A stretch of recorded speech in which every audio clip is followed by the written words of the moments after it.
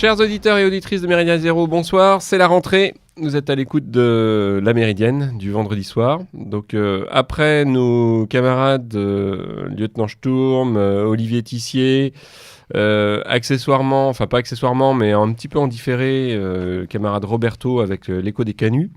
C'est donc l'équipe de La Méridienne qui revient et qui repart pour une saison de plus, la 8e, hein, puisque nous avons commencé en 2010, au printemps 2010, et donc nous continuons l'aventure.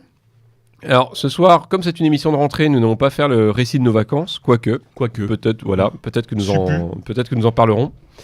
En tout cas, nous avons réuni une petite équipe de gens pour vous annoncer le programme de l'année, puisqu'il y a quand même toute une série d'activités, non seulement autour de Méridien Zéro, on en parlera, mais accessoirement autour de nous, qui vont se passer. Et donc, à ma gauche, le camarade Wilsdorf. Bonsoir à tous. À sa gauche, le camarade PGL, alias Pascal Lassalle, alias PGL. Le seul, l'unique. Et les filles et les autres. Et trois camarades, soit ils se présentent tout de suite, soit ils se présenteront tout à l'heure, c'est comme vous voulez. Oui. On peut peut-être les présenter, ce sera peut-être plus simple. Bah oui. Déjà, les remercier d'être là aussi pour parler de ces activités amies et proches de Méridien Zéro. On va peut-être donner la parole au premier d'entre eux. Bonjour, moi c'est Guillaume, donc je suis ici pour représenter la BAF lutétienne. Voilà, qui fait donc sa grande rentrée. C'est la combienième année ? C'est la 9e année. 9e année, voilà. 9e année pour la BAF. On présentera un petit peu les activités de la BAF en fin d'émission. Et vous pourrez bien sûr intervenir durant l'émission si le cœur vous en dit ou si vous avez des petites choses à ajouter. Ensuite, avec nous, Yvan. Ouais, Ivan, le terrible. Ouais. Les plus attentifs m'auront peut-être déjà entendu sur cette radio. Et moi, je vais parler d'un nouveau cycle d'émissions qui s'appelle Les Moussaillons. Les Moussaillons, vous connaissez bien sûr, puisque nous avions déjà eu avec le camarade de Tesla la grande chance de pouvoir diffuser certaines émissions des Moussaillons qui vont reprendre donc un cycle plus régulier. On en parlera justement à la fin de cette émission. Et avec nous, bien sûr, Roger, que vous connaissez, qui va nous parler de Solidarité Populaire. Solidarité Populaire qui est un petit peu l'association, je dirais, pierre d'angle de tout ce que nous pouvons faire et le bras actif de nos engagements, si j'ose dire. Roger ? Bonsoir à tous. Effectivement, je viens ce soir représenter le bras social du groupe. Le bras social. Et toutes les activités que cela comporte. Je donne tout de suite la parole à Roger. On a dit pour présenter ou parler, on a déjà présenté, on a déjà régulièrement reçu pour parler de Solidarité Populaire, qui est véritablement le bras social comme il l'a bien défini tout à l'heure. Roger, la parole est à toi. Oui, merci. Merci beaucoup de nous recevoir encore une fois, enfin de me recevoir encore une fois sur les ondes de Méridien Zéro. C'est toujours un plaisir de venir et de parler à nos auditeurs. Et je profite de l'occasion qui nous est présentée ce soir de reparler un peu de Solidarité Populaire et de ses activités. Pour cette rentrée 2017-2018, nous préparons un certain nombre. Je vais faire un peu la bande-annonce d'un certain nombre d'activités et de projets. Nous préparons un certain nombre d'actions et de projets pour cette année qui vont tourner évidemment autour de l'aspect social, notamment. Nous allons reprendre en main un peu la communication de notre association par la refonte complète de notre site internet. Voilà, j'en dis pas plus. Les auditeurs ont largement l'occasion de redécouvrir nos propos, nos projets autour de tout ça. Nous maintenons nos activités de maraude que les auditeurs connaissent bien puisque j'en ai fait largement la promotion et des appels répétés. Les maraudes qui correspondent, enfin qui sont le cœur de cible, j'allais dire le cœur d'action en tout cas de Solidarité Populaire. Alors les maraudes, c'est un peu l'activité de base de Solidarité Populaire et c'est un peu le fil conducteur qui a toujours permis un peu de développer en nous cette formation sociale, disons, et autour duquel s'est greffé une certaine continuité de projets, notamment Entraide Solidarité Famille, des projets éditoriaux, d'autres projets en aide aux étudiants notamment qui vont venir là prochainement. On a d'ailleurs préalablement à cette émission ce soir, on a préenregistré une émission avec les amis autour de ce projet. Qui sera diffusé prochainement. Nous attendons de mettre en route notre site internet pour pouvoir clarifier notre pensée et notre communication auprès de tous les auditeurs et nos soutiens que je m'empresse de saluer et de remercier. Nous remettons à jour nos activités et nous aurons sûrement l'occasion à travers cette web radio d'en faire la promotion. Avec grand plaisir, bien évidemment. Tu sais que tu es le bienvenu sur Méridien Zéro, ça tu le sais. Et juste aussi préciser que toutes les bonnes volontés sont les bienvenues, bien évidemment, et que Solidarité Populaire est toujours, comme toute association de ce genre, a besoin de moyens. Oui, bien sûr. De dons divers et variés, mais ça peut passer aussi par des habits, des choses comme ça pour les plus nécessiteux d'entre nous, comme il est coutume de dire. Voilà, tout simplement. Merci Roger. Et on manquera pas nous ne manquerons pas de nous faire les relais des différentes opérations de Solidarité Populaire. Merci. Nous passons tout de suite la parole au camarade Ivan Tavarich-Ivan. La parole est à toi pour parler des Moussaillons, ce projet qui nous tient à cœur sur Méridien Zéro, bien sûr. C'est ça, alors moi je suis là pour annoncer la reprise d'une émission qui s'appelait Les Moussaillons. Il y a déjà eu 2-3 émissions sur MZ pour l'instant, mais cette fois-ci ça sera un rythme beaucoup plus régulier. Donc l'idée de faire une émission tous les 2-3 mois, et elle sera donc présentée par Monsieur Lord Tesla, que vous connaissez. Que nous saluons. Et moi-même. Peut-être redéfinir justement ce que sont les Moussaillons. Alors bon, déjà pour commencer, il y a la prochaine qui est déjà prête, la prochaine émission qui portera justement sur... Solidarité Populaire et pour faire un peu de teasing, donc les nouveaux grands projets de Solidarité Populaire. Bon, j'en dis pas plus. Mais plus généralement, donc, les Moussaillons, l'idée des Moussaillons, c'est pas de parler d'un thème précis, c'est simplement d'apporter peut-être un petit peu un certain vent nouveau à la radio, donc en reprenant bien sûr l'esprit de la radio qui s'est créé au fil des dernières années, mais d'apporter peut-être un regard un peu plus jeune, donc avec le parrainage des anciens. C'est l'identité des Moussaillons, justement, c'est ce côté jeune. Un angle, un point de vue un peu plus jeune, et donc peut-être du coup un angle d'attaque un petit peu différent sur les choses. Voilà. D'accord, très bien. Les Moussaillons, on les attend avec impatience et on sera très heureux prochainement de pouvoir diffuser cette première émission. Le rendez-vous est pris.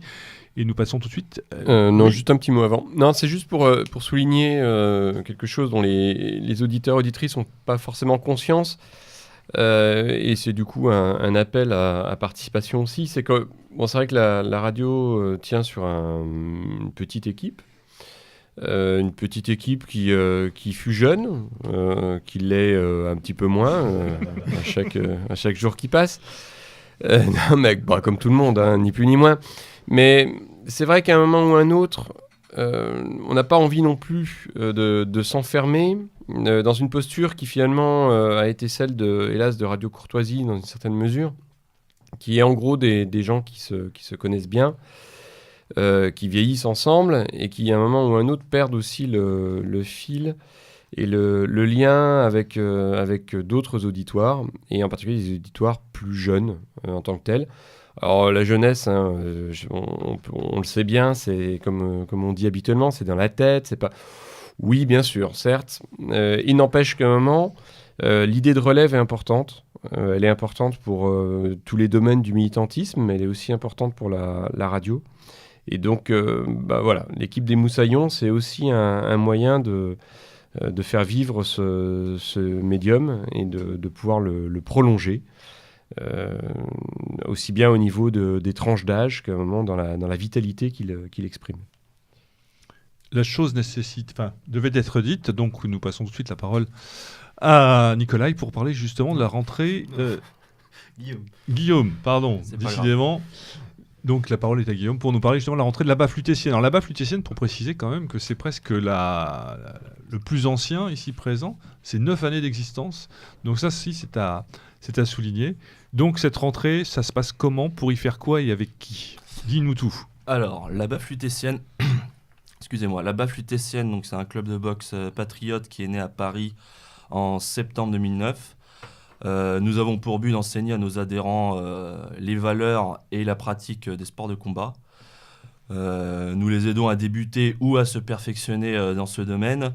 Et pour réaliser cet objectif, nous proposons en francilien donc un cours accessible à tous les niveaux, où nous pratiquons donc la boxe pied-point, combat au sol et des notions de self-défense.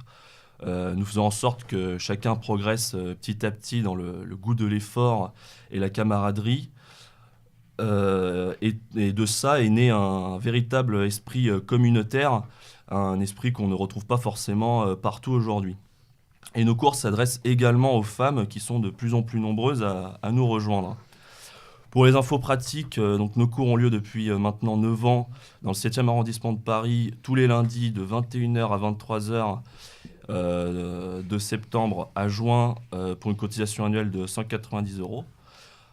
Pour plus d'informations, vous pouvez nous suivre et nous contacter sur notre page Facebook La Baffe Lutétienne afin de nous rejoindre pour incarner notre devise « La sueur épargne le sang ». Voilà, la chose est dite également. Nous invitons à donner suite à toutes ces informations, que ce soit pour la Baffe Lutétienne, que ce soit pour... Oui, cher Pascal, non ? Je voulais que vous vouliez prendre la parole. Oui. Non, continue, sinon je vais faire une petite annonce là pour... D'accord. Donc la Baffe Lutétienne, que ce soit pour les Moussaillons, bien sûr, ou Solidarité Populaire.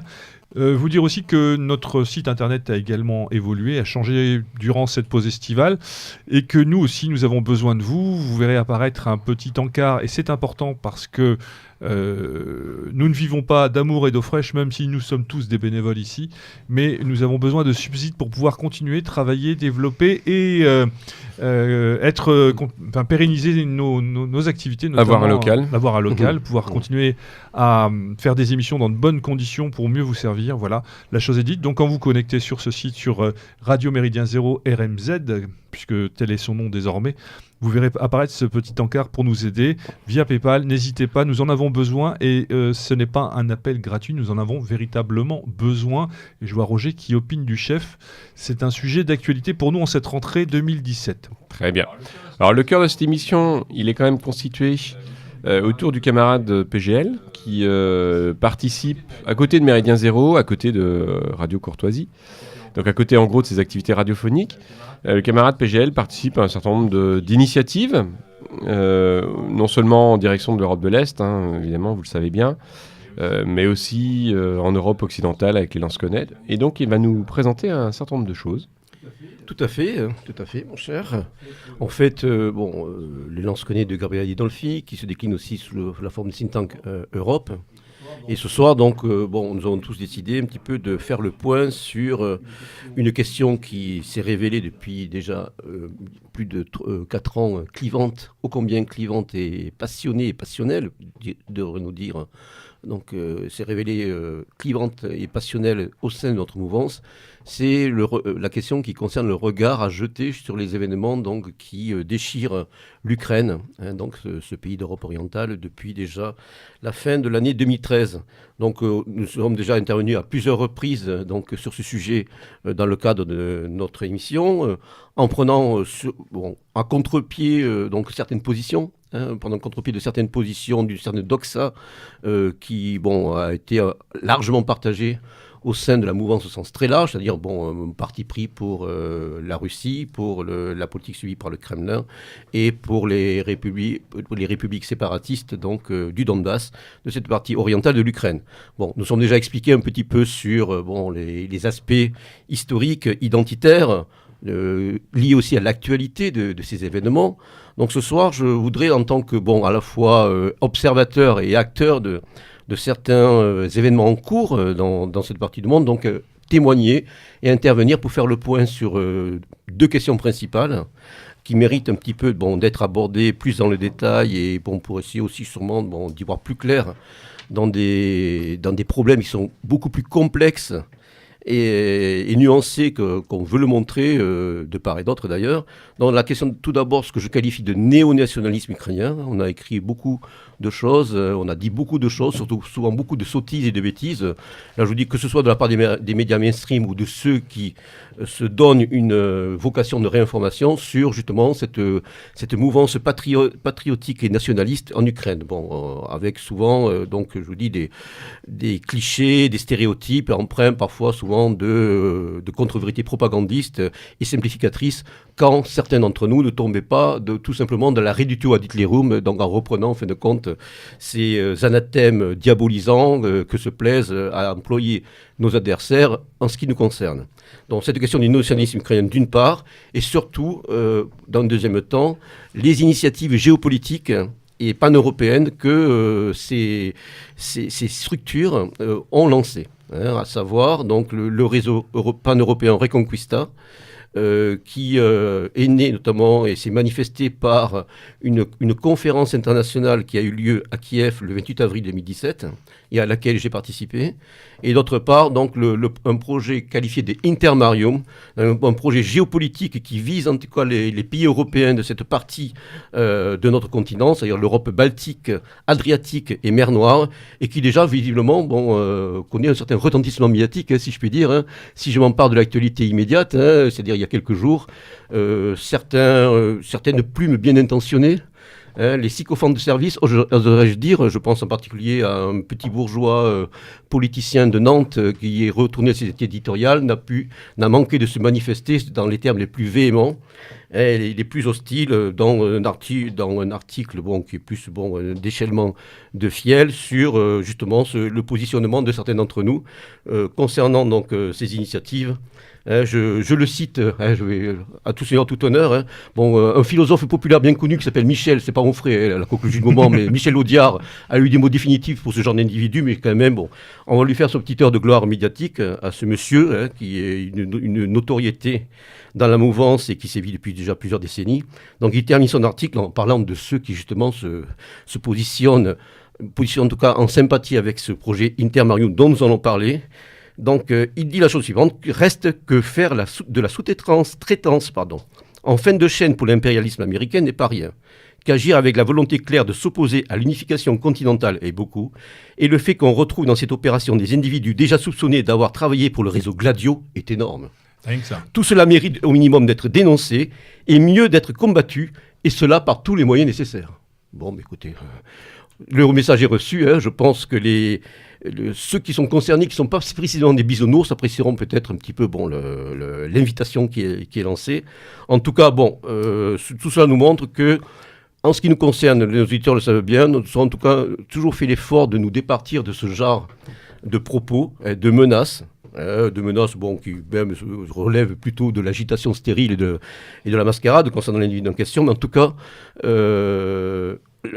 il est clair que il est nécessaire d'aller au-delà de certains clichés. Alors oui, l'article de ce monsieur est intitulé « Intermarium, l'extrême droite contre le continent ».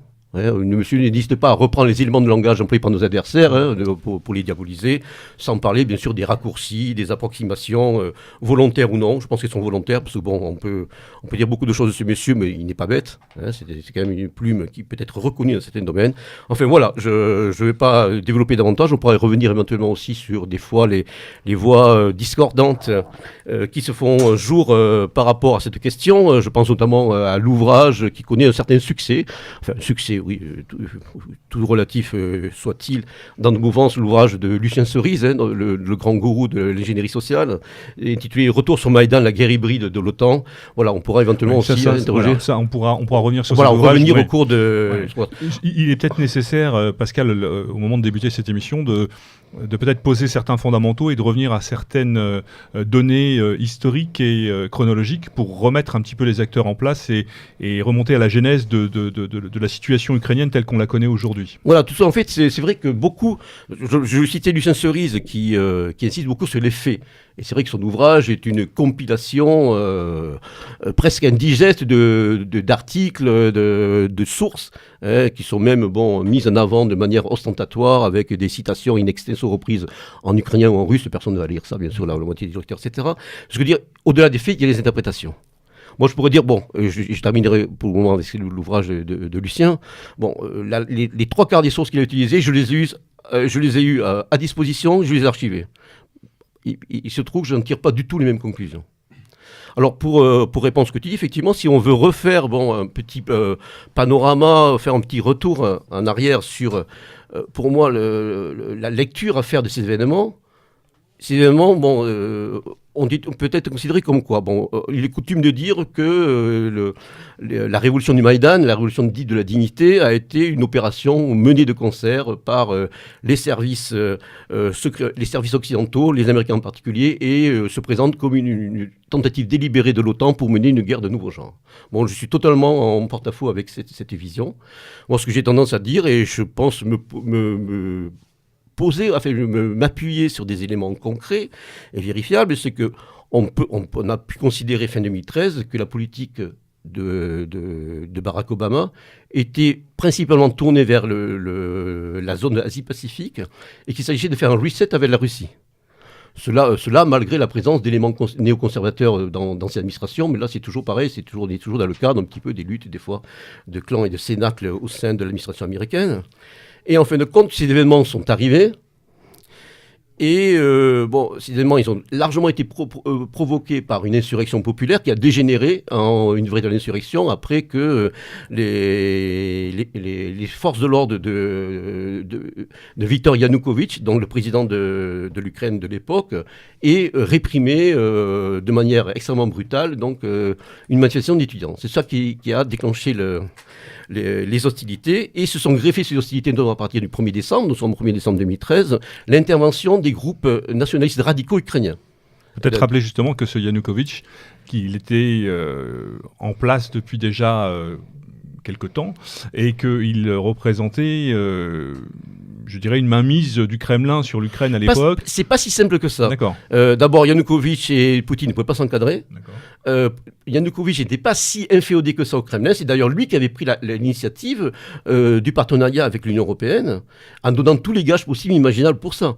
On oublie trop souvent que, par exemple, la première Gay Pride qui a eu lieu en Ukraine l'a été au printemps 2013, sous protection de ces forces spéciales de la police, les fameuses Berkut, les tristement célèbres Berkut, qui plus tard donc, réprimeront l'insurrection du Maïdan, initiée d'ailleurs par le maire de Munich, et qui s'est tenue sous haute protection policière, et elle n'a pas duré d'ailleurs très longtemps, parce que les nationalistes ukrainiens étaient intervenus à cette époque-là. Donc là, on voit aussi tout le storytelling qui nous a mené, notamment dans le livre de Cerise, où là, il y a eu une certaine obsession aussi de la question LGBT. On s'aperçoit que cette offensive-là, elle avait déjà été menée, en tout cas, cette question-là avait déjà été agitée par l'ancien pouvoir, et qu'il utilisait de manière instrumentale et cynique pour rentrer simplement, pour acter sa politique pro-européenne. Après, ça a été une question, toujours pareil, de querelles de chiffres, etc. Et surtout, cette proposition qu'ont les Ukrainiens de faire pencher la balance soit entre l'un et l'autre. C'était du marchandage, en fait. Tu me donnes autant, tu ne m'as pas donné assez, ok, je vais aller voir l'autre, etc. Je vais aller voir le Kremlin qui va me proposer beaucoup plus, je donne des garanties. Donc, en fait, Yanukovych n'était pas un partenaire facile. Et surtout, il faut savoir que son spin doctor était n'est autre que Paul Manafort, un spin doctor américain bien connu, qui a tout fait pour le faire élire en 2010. Enfin, on s'aperçoit dans les connexions, le cliché du président pro-russe, puis après, est beaucoup moins simple qu'on le croit. Simplement, après, au-delà, si vous voulez, de cette question de la non-signature de ce traité, donc avec l'Union européenne, de cet accord avec l'Union européenne, il y a eu d'autres éléments qui ont joué. Au début, c'est vrai que les premières manifestations ont été faites par des pro-européens, des démocrates bontaines, de la bonne société, de la boboïtude un petit peu qui viennent, et de ce qu'on appelle les créatives nés là-bas, les créateurs. Donc, c'est toute cette classe de bourgeoisie urbaine qui ont su, mais très vite, d'autres forces se sont greffées là-dessus, et des forces qui n'ont pas eu besoin d'être entraînées dans des camps polonais ou lituaniens. Là aussi, si je me réfère encore une fois de plus à ce que quelqu'un comme Lucien Cerise, mais il n'est pas le seul, écrive sur les nationalistes ukrainiens, c'est l'impression qu'on écrit beaucoup de sottises, et surtout, on connaît mal l'histoire de ce phénomène. Ces gens ne raisonnent pas en tant qu'historiens. Ils vont raisonner en tant que publicistes, en tant que géopoliticiens, entre guillemets. Là, c'est le cas de Lucien, on voit qu'il n'a pas du tout de formation d'historien, et surtout, il n'a pas étudié sérieusement le sujet.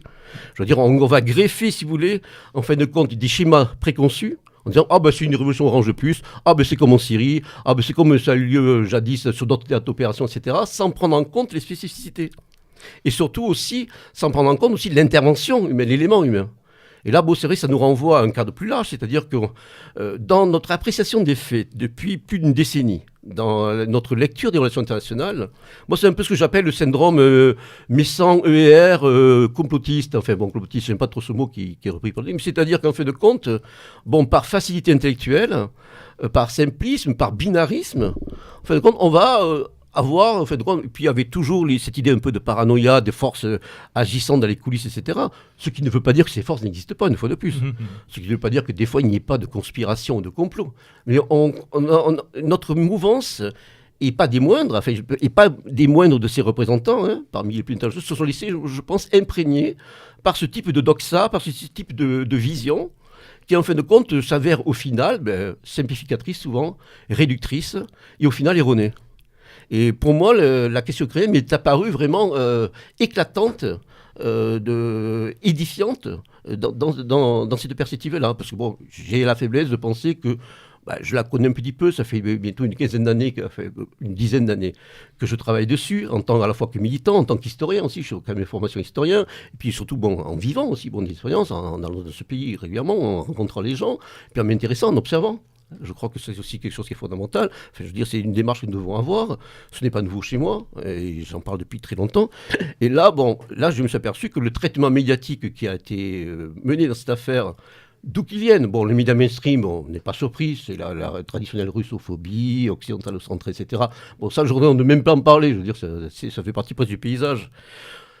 Le traitement qui a été fait par les médias initiés par le Kremlin, que c'était à l'époque la voix de la Russie, Sputnik, aujourd'hui RT, et donc Sputnik, c'était à l'époque RIA Novosti, qui est d'ailleurs un cran au-dessus de Sputnik aujourd'hui. Sputnik a laissé le meilleur de RIA Novosti, a repris le pire de la voix de la Russie. RT, Russia Today, donc, que j'avais coutume d'ailleurs d'écouter, de regarder en général, notamment pour le traitement de pas mal de sujets, pas mal d'affaires internationales, de questions qui sont posées, qui évidemment apporté une voix intéressante et alternative à celle des médias mainstream. Lorsque j'ai vu le traitement qui a été fait de la crise ukrainienne, j'en revenais pas. J'avais déjà vu des choses, mais on a eu droit à la fois le public de la Fédération de Russie, de toutes les républiques de l'étranger dit proche, et aussi, de cette manière, le public occidental, on a eu droit à un blitzkrieg médiatique délibéré qui a matraqué, l'opinion, et qui a carrément, pour moi, c'est inscrit carrément dans cette forme de guerre alternative qu'on appelle la guerre hybride. On a chauffé à blanc des opinions publiques. Avec des fantasmes, on a remué les traumatismes du passé, notamment liés à la Seconde Guerre mondiale, à la lecture de la guerre, notamment de la Grande Guerre patriotique, qui aujourd'hui est une doxa inattaquable, inaltérable, donc en Russie, et on a chauffé à blanc les opinions publiques, notamment celle du Donbass, celle d'une partie de l'Ukraine russophone, ainsi que chez nous, une opinion qui était déjà prédisposée à le faire, de par un certain anti-américanisme, de par une certaine vision déjà très positive de Vladimir Poutine et de son œuvre, de sa personne et de son œuvre. Donc, pour moi, il y a un élément, bien sûr, cet élément est primordial aussi pour comprendre un petit peu ce qui s'est passé. Se greffe là-dessus aussi des éléments psychologiques et passionnels. Ça, j'en ai déjà parlé dans d'autres émissions. On va transférer sur Poutine nos espoirs, nos déceptions, nos frustrations, en le voyant peut-être comme un nouveau recours. Moi, je me souviens d'un camarade qui était stagiaire aux séances de formation Iliade et qui me raconte que Philippe Conrad, il pose une question à Philippe Conrad, un des responsables d'Iliade, il lui dit, mais de toute façon, sans la Russie, on ne peut rien faire. On ne pourra rien faire sans la Russie. Donc, en fait, Philippe Conrad a eu ce propos, il n'est pas le seul. En fait, ça résume un petit peu le reste. C'est-à-dire qu'aujourd'hui, critiquer la Russie, c'est critiquer toute possibilité pour l'Europe de se sortir de son marasme, de sa décadence, de l'état dans lequel elle est tombée. Et que, la nuance, la distance critique n'est pas permise. Donc, je rebondis aussi sur la lecture qui peut être faite de ces demandes. Cette lecture elle a été uniquement sous le prisme de la géopolitique et des instrumentalisations qui ont été faites de la question ukrainienne par les acteurs étrangers, qui soient donc d'Occident ou situés à l'Est en Russie. on n'a même pas cherché à percevoir les Ukrainiens comme voulant être acteurs de leur destin. Ce sont de purs instruments. En plus, bon, vous savez, comme moi, l'Ukraine n'existe pas. C'est pas un peuple, il n'a jamais eu d'État. Enfin bon, tous les préjugés et les stéréotypes propagés par une historiographie unilatérale, c'est-à-dire l'historiographie russe, le regard russe sur l'Ukraine, bon, les Ukrainiens, c'est nous. Comme disait un premier secrétaire de l'ambassade de Russie lors d'une émission sur France 3 il y a quelques années. Il le disait avec une franchise déconcertante. Mais l'Ukraine, c'est nous. Tu n'es pas toi, tu es moi.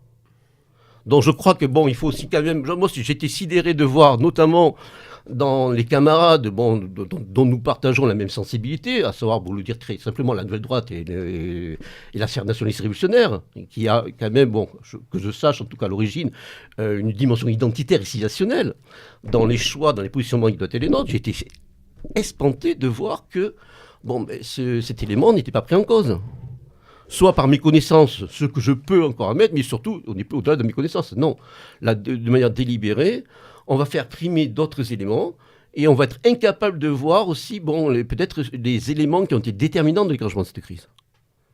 Hein, moi, j'ai tendance à dire, de manière un peu provocante, mais pas tant que ça, l'OTAN n'existerait pas, il faudrait presque l'inventer.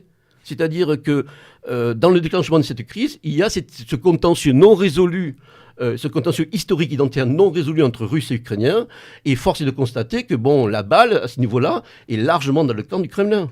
C'est-à-dire qu'il n'a pas fait ces efforts pour justement aplanir ces contentieux et justement la couper l'herbe sous le pied aux menées de Washington. Au contraire, il a tout fait pour les favoriser. C'est ça qu'il faut renverser, je pense, de cette manière, la lecture de ces événements. Pour faire simple, sans vouloir jouer au spin doctor ou à revenir en arrière ou donner des leçons de politique, géopolitique, si Vladimir Poutine avait agi comme il l'a fait en 2004, c'est-à-dire en laissant pourrir la situation. Il a pris un camouflet avec la révolution orange de Yushchenko, on a vu ce que ça a donné.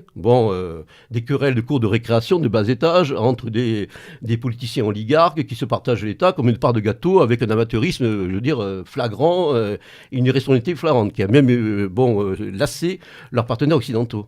S'il avait laissé pourrir la situation, il aurait, et mieux que le laisser pourrir la situation, agi favorablement en prenant contact, en liant parole avec les forces patriotiques, parce qu'il paraît que M. Poutine défend une vision conservatrice, nationale, traditionnelle de la société. Donc, s'il avait lié parti avec ces forces ukrainiennes qui ne sont pas les russophobes nazis endiablés qu'on décrit à longueur de bulletins d'information, peut-être que ça aurait été une démarche à la fois intelligente. Là, on aurait vu que M. Poutine était un véritable stratège, non pas un joueur de poker.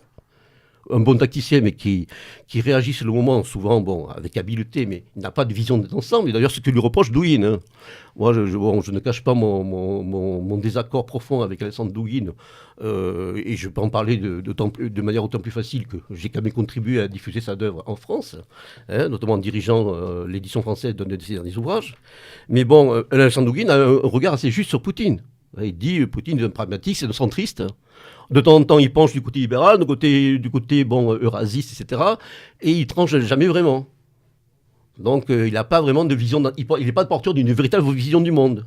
Si, après, il y a des restes de vision du monde russe, des traces aussi de soviétisme. Il est de sa génération, etc. Mais même quelqu'un comme Douguine le dit très bien. En cela, il a raison. Après, bien sûr, on n'en tirera pas les mêmes conclusions. Lui va déplorer des réalités que nous, sur laquelle peut-être nous serons moins marqués. Vous voyez ce que je veux dire? Donc en fait, on n'a pas fait aussi cette lecture identitaire et civilisationnelle de ce contentieux, de ces événements qui font que les Russes, de par un imaginaire et de par aussi des pratiques politiques qui sont fortement ancrées dans leur histoire, c'est-à-dire, en fait, pour faire simple, malheureusement, il y a toujours un problème de relation avec leurs voisins, et surtout les voisins qui ont fait partie durablement de leur empire, c'est-à-dire plutôt que d'apaiser des relations, d'apaiser des contentieux, d'établir des relations d'égal à égal, c'est je te marche dessus et je préfère me faire craindre, mais me faire respecter au prix de me faire craindre et de susciter la peur. Ça aussi, ce sont des... Il ne faut pas que nos auditeurs pensent qu'on se complaise dans des clichés ou des stéréotypes, mais un regard lucide jeté sur la politique internationale russe, tout régime confondu, qu'on soit régime tsariste. Ça résume toujours un rapport de force. Voilà, on est toujours dans le rapport de force, et puis Donc non, je t'écrase. Et puis je vais pas chercher à faire preuve de finesse, quoi. Dans trouver une politique équilibrée à ce niveau-là, sur le plan national, c'est toujours un défi. Et en fin de compte, on s'aperçoit que dans cette fuite en avant, mais en fin de compte, on a tout simplement l'idée qu'on favorise les menées américaines. Parce qu'en fin de compte, moi je ne crois pas une seconde à une guerre hybride déclenchée par l'OTAN à cette époque-là. Alors après, on nous a bassinés avec la présence de contracteurs, de conseillers militaires, d'armes. Aujourd'hui, on sait qu'il n'en est rien. Et quand bien même ça aurait été le cas, on peut s'apercevoir que la manière dont le sort des armes a tourné sur place, si on a vraiment eu une assistance technique et militaire des conseillers occidentaux, notamment dans la manière de mener le combat, dans le renseignement, etc., je peux vous dire que les choses ne seront pas passées notamment à la fin de l'été 2014, lorsque les troupes régulières russes ont intervenu pour rétablir la situation donc sur le front, là, à la fois sur le front de la République populaire de Lugansk et celle de Donetsk. Donc en fait, quel est le résultat des courses, d'une certaine manière? Les Russes ont perdu l'Ukraine pour un bon moment. Alors c'est vrai que là, quand on écoute un petit peu tous ces porte-paroles autoproclamés des États du Kremlin, on nous annonce tous les 15 jours que l'Ukraine va s'écrouler. Moi, ça fait 3 ans qu'on m'annonce qu'elle va s'écrouler. J'y crois pas très haut. Même si, bien sûr, le pays est un sale état, à la fois économique, social. La politique, c'est un spectacle sinistre et vulgaire, dont on nous offre des exemples récemment avec l'odyssée presque pathétique d'un Saakashvili. On verra ce que ça donnera. Donc, non, le pays n'est pas brisé. Il y a une résilience des populations.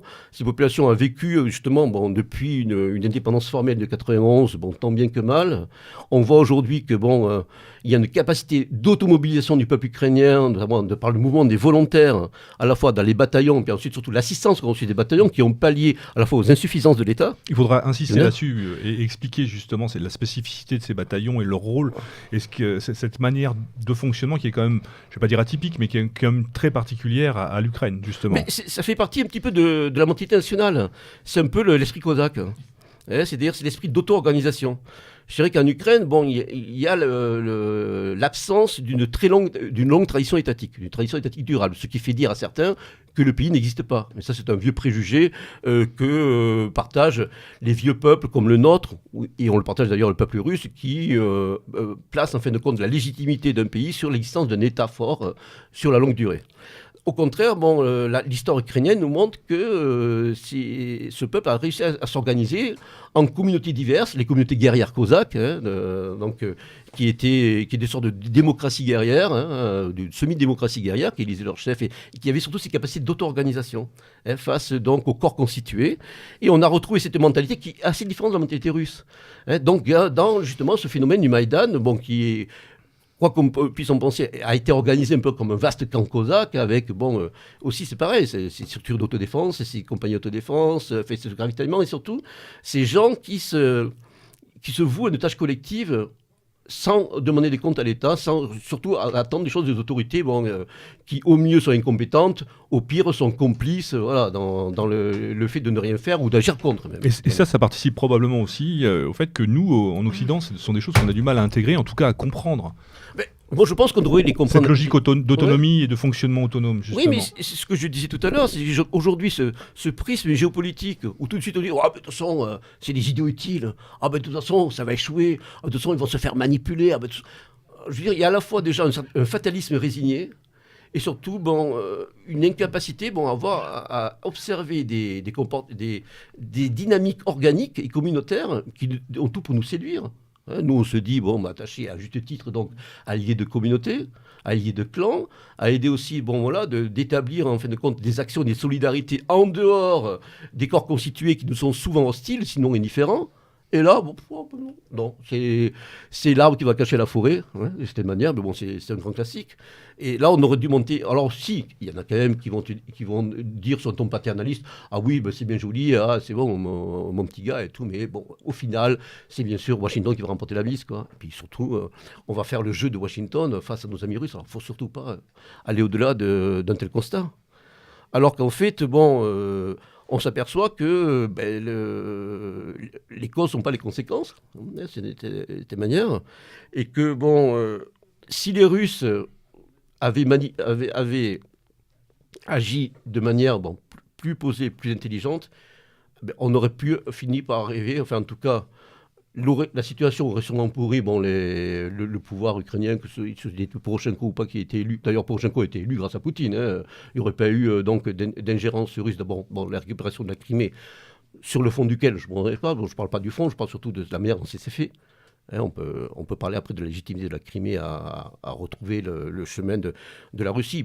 Simplement, ça s'est fait par la force, qu'on le veuille ou non. Et le référendum était une mascarade. Lorsqu'on vous prend d'assaut en Parlement et qu'on propulse comme Premier ministre un gars qui faisait 4%, avec des hommes armés présents pendant la session, c'est pas la démocratie. On peut dire ce qu'on veut. Donc, à part la Crimée, surtout l'intervention de la Donbass, là, ça a coupé toute perspective à un règlement, on va dire, apaisé de cette question, et surtout qui aurait pu se faire de la durée. Donc là, le Kremlin agit de manière hâtive. Poutine, malgré toutes les qualités qui sont les siennes, a montré une fois de plus, après les événements de 2004, qu'il ne comprend pas l'Ukraine, ne le comprendra peut-être jamais. Ses déclarations régulières le montrent. Mais ça, c'est peut-être le propre du peuple russe, justement. C'est pas propre. Oui, propre une bonne partie de l'opinion russe, malheureusement, c'est vrai, nourrit ces stéréotypes, ces préjugés par rapport à leurs frères ukrainiens, leurs frères autoproclamés. Parce que là, actuellement, la guerre hybride qui continue à être menée par Moscou de semaine en semaine, on parlera tout à l'heure de faits concrets qui montrent cette guerre. On est loin de la fraternité slave, de proclamer Ubi et Orbi. La véritable fraternité, c'est peut-être les camarades russes qui combattent aux côtés de leurs camarades ukrainiens. Un système oligarchique et antinational en Russie. Enfin on va y revenir peut-être tout à l'heure. Donc voilà, là aussi, on a les slogans, on a cet amour qui est très trop, mais cet amour du grand frère qui étouffe, en fin de compte, l'épanouissement d'une personnalité, d'un peuple qui est proche, qui a lié des liens avec la Russie. On ne remet pas ça en cause, il y a une histoire commune. Maintenant, il faut jeter une vision, une lecture équilibrée, cette histoire. C'est pas uniquement, selon le point de vue du grand frère qui a été à la tête de l'Empire et du petit russe, du Maloros, du Rachol, comme le dit péjorativement. C'est un terme péjoratif pour désigner les Ukrainiens de la part des Russes, qui est super pour chanter pour la bonne béchère, mais après, ça reste un roublard, et puis il faut qu'il soit civilisé quand même par le grand frère. Enfin, ça, c'est tous les stéréotypes qu'on a développés pendant des siècles. Donc en fait, vous voyez, tu vois, il y a quand même un déterminant identitaire et civilisationnel qui n'a pas été suffisamment pris en compte. Et deuxièmement, la politique aventureuse de Poutine, cette fuite en avant, parce que pour moi, je crois qu'il a réduit profondément sa marge de manœuvre. C'est-à-dire qu'aujourd'hui, il ne peut plus reculer dans ce truc-là. Il se retrouve dans la merde, parce qu'en fait de compte, il a géré des provinces qui le coûtent un peu les fesses. Il ne va pas récupérer le Donbass, c'est un marasme, le Donbass. C'est un gouffre financier dans la crise, en plus dans le concept de la crise de laquelle est plongée la Russie, avec les sanctions occidentales et la baisse du prix des hydrocarbures, etc. Et d'autre part, il ne peut pas perdre la face. Ça, c'est la personnalité de Poutine. S'il recule, il perd la face, alors qu'il s'est proclamé comme étant le héros de la Novorossia, du monde russe, etc., etc. Donc il a sa marge de manœuvre illimitée. Sa marge de manœuvre, c'est d'entretenir un conflit gelé et surtout une guerre de basse intensité, mais qui est quand même une guerre. Un travail de sape sur tous les plans, que ce soit des attaques informatiques, que ce soit des nationalistes tchétchènes nationalistes qui se font buter tous les 15 jours ou 3 semaines, que ce soit la disparition suspecte d'un participant, on va le dire, à la conférence à laquelle j'étais. Voilà, il reviendra. Donc, la guerre continue, elle est menée sur le plan médiatique, elle est menée sur le plan économique, donc c'est une guerre larvée, mais c'est une guerre. Sans parler des manœuvres aux frontières, dont on pourrait dire, c'est quand même aussi une manière de marquer un petit peu sa présence. Oui. Une méthode d'intimidation, en tout cas, qui rajoute au reste et au côté belliqueux de la chose. Voilà, en tout cas, pour terminer avec la lecture géopolitique, aussi, qui pour moi aussi, la lecture géopolitique qu'on donne de ces événements est en général erronée. En fin de compte, qu'est-ce qu'a fait Poutine de cette manière ? Il a redonné vigueur à une OTAN, à une alliance atlantique qui était somnolente, qui était en période de basse eau.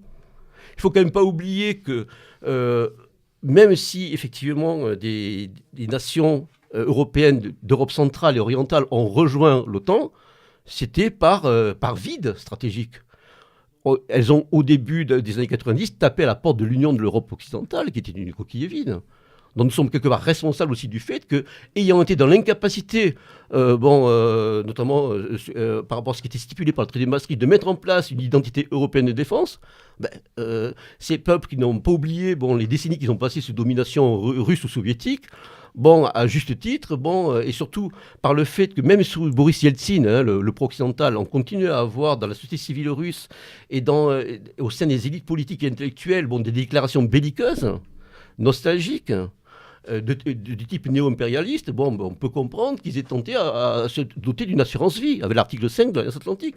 Nous pouvons le déplorer, je suis le premier à le faire, mais on peut comprendre ce contexte-là. Deuxièmement, il ne faut quand même pas oublier que les commandements suprêmes de l'Alliance Atlantique ont toujours refusé d'établir des bases permanentes aux frontières de la Russie, dans les pays baltes, ou en Pologne, ou ailleurs. Et maintenant, c'est terminé. Malheureusement, c'est terminé. Mais dans cette histoire, il y a un déclencheur et puis il y a une réponse. Le déclencheur, ce n'est pas une agression de l'OTAN, c'est une réaction contre-productive, inappropriée du Kremlin dans cette affaire ukrainienne. Et ensuite, les postures agressives et intimidantes qu'il va continuer à entretenir avec les vols réguliers d'avions et de bombardiers russes qui viennent flirter avec les frontières, les eaux territoriales des pays atlantiques. Enfin, on montre les dents, on s'agite, mais ce n'est pas de nature aussi à apaiser les choses. Par contre, ça va satisfaire l'opinion publique russe. Poutine va pouvoir se donner une image de leader viril à de bon port. Ça satisfait aussi les partenaires américains qui vont pouvoir aussi agiter à nouveau la menace de l'ours russe dans un contexte néo-froid. En fait, chacun y trouve son compte. Chacun y trouve son compte, c'est cette affaire. En fait de compte, on peut se dire que chacun se nourrit, c'est un effet miroir. Chacun va utiliser cette montée des tensions pour ses propres intérêts, qu'ils soient à destination domestique ou internationale. Peut-être on pourrait préciser à nos auditeurs la situation sur le terrain aujourd'hui, ce qu'elle est, que représente cette ligne de front. Oui, Roger, peut-être Oui, moi je vous interromps, j'avais une question un peu plus particulière pour finir sur l'interprétation des faits, Pascal. Oui. J'écoute attentivement ce que tu dis depuis tout à l'heure et en fait moi j'ai regardé les choses depuis un certain nombre de temps, voire d'années, de manière un peu plus distante et j'ai une question à chaque fois qui me revient en tête, c'est d'où vient cette interprétation disons paresseuse, facile des faits et en fait, si tu veux, on a vraiment l'impression qu'il y a toute une partie du public français qui a tendance à réceptionner les informations comme avec cette évidence que c'est un coup monté, etc. Mais je suis surpris de la facilité intellectuelle qu'a ce public-là, en fait. Je ne comprends pas ce qu'il cherche. Quelles sont les causes d'un tel raisonnement ? Je crois que oui, j'en ai un petit peu parlé. Je pense que c'est un phénomène général. Alors, ce qui est si tu veux, on a vraiment excuse-moi, je t'interromps, mais on a vraiment l'impression d'une recherche d'un paternel, tu vois. Mais ça participe justement, ce que disait Pascal, cette logique de simplification à outrance. Mais moi, je crois que c'est un phénomène en plus qui s'est accentué. Enfin, moi, j'avais fait de dire que je fais formateur entre guillemets, donc je forme idéologiquement et métapolitiquement des militants depuis le début des années 90. Et je peux dire que j'ai vu un infléchissement net qui s'est fait dans la qualité un petit peu, on va dire, des jeunes, que j'ai pu... La qualité, ça renferme plusieurs éléments, la volonté d'apprendre, la culture générale, la curiosité, la motivation.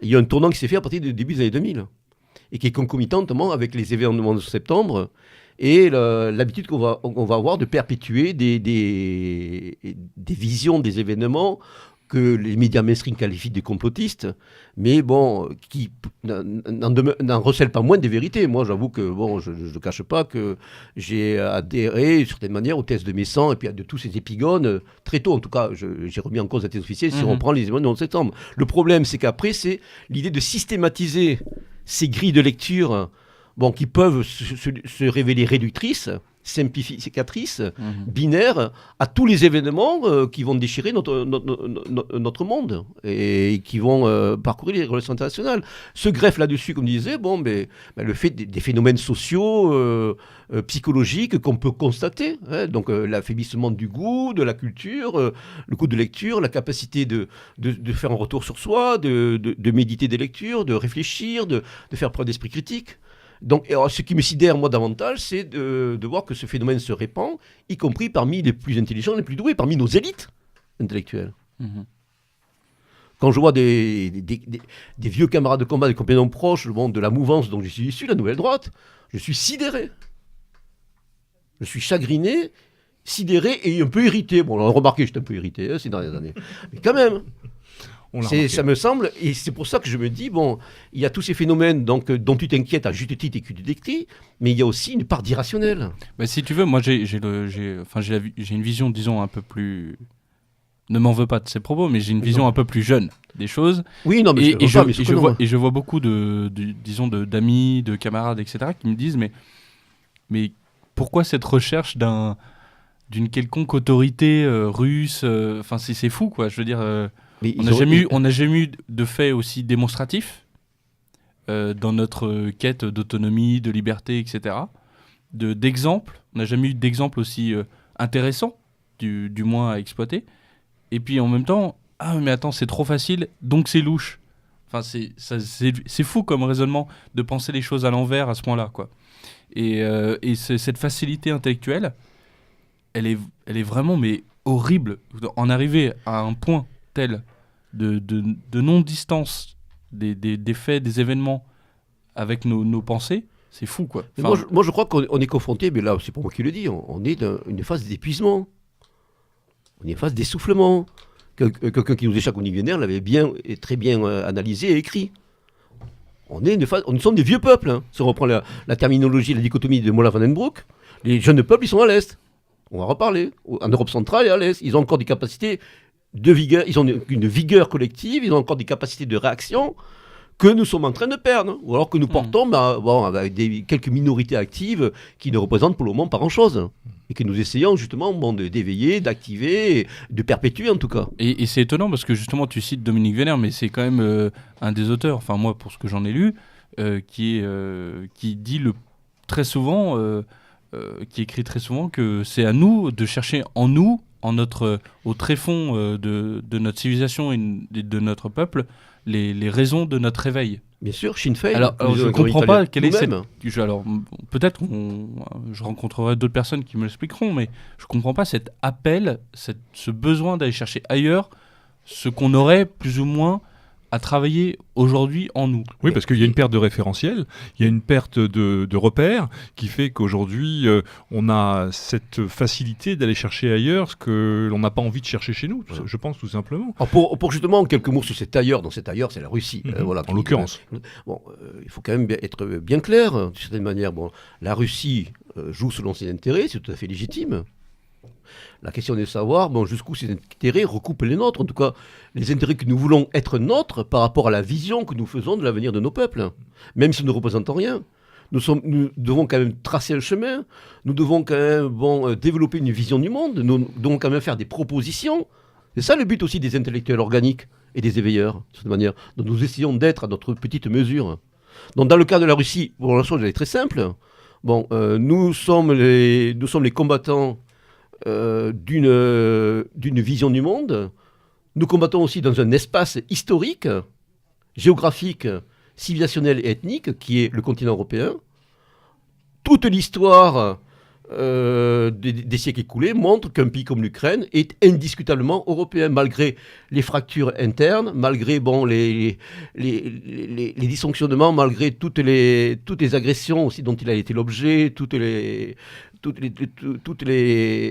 événements qui ont pu ne pas faciliter l'émergence d'un État durable.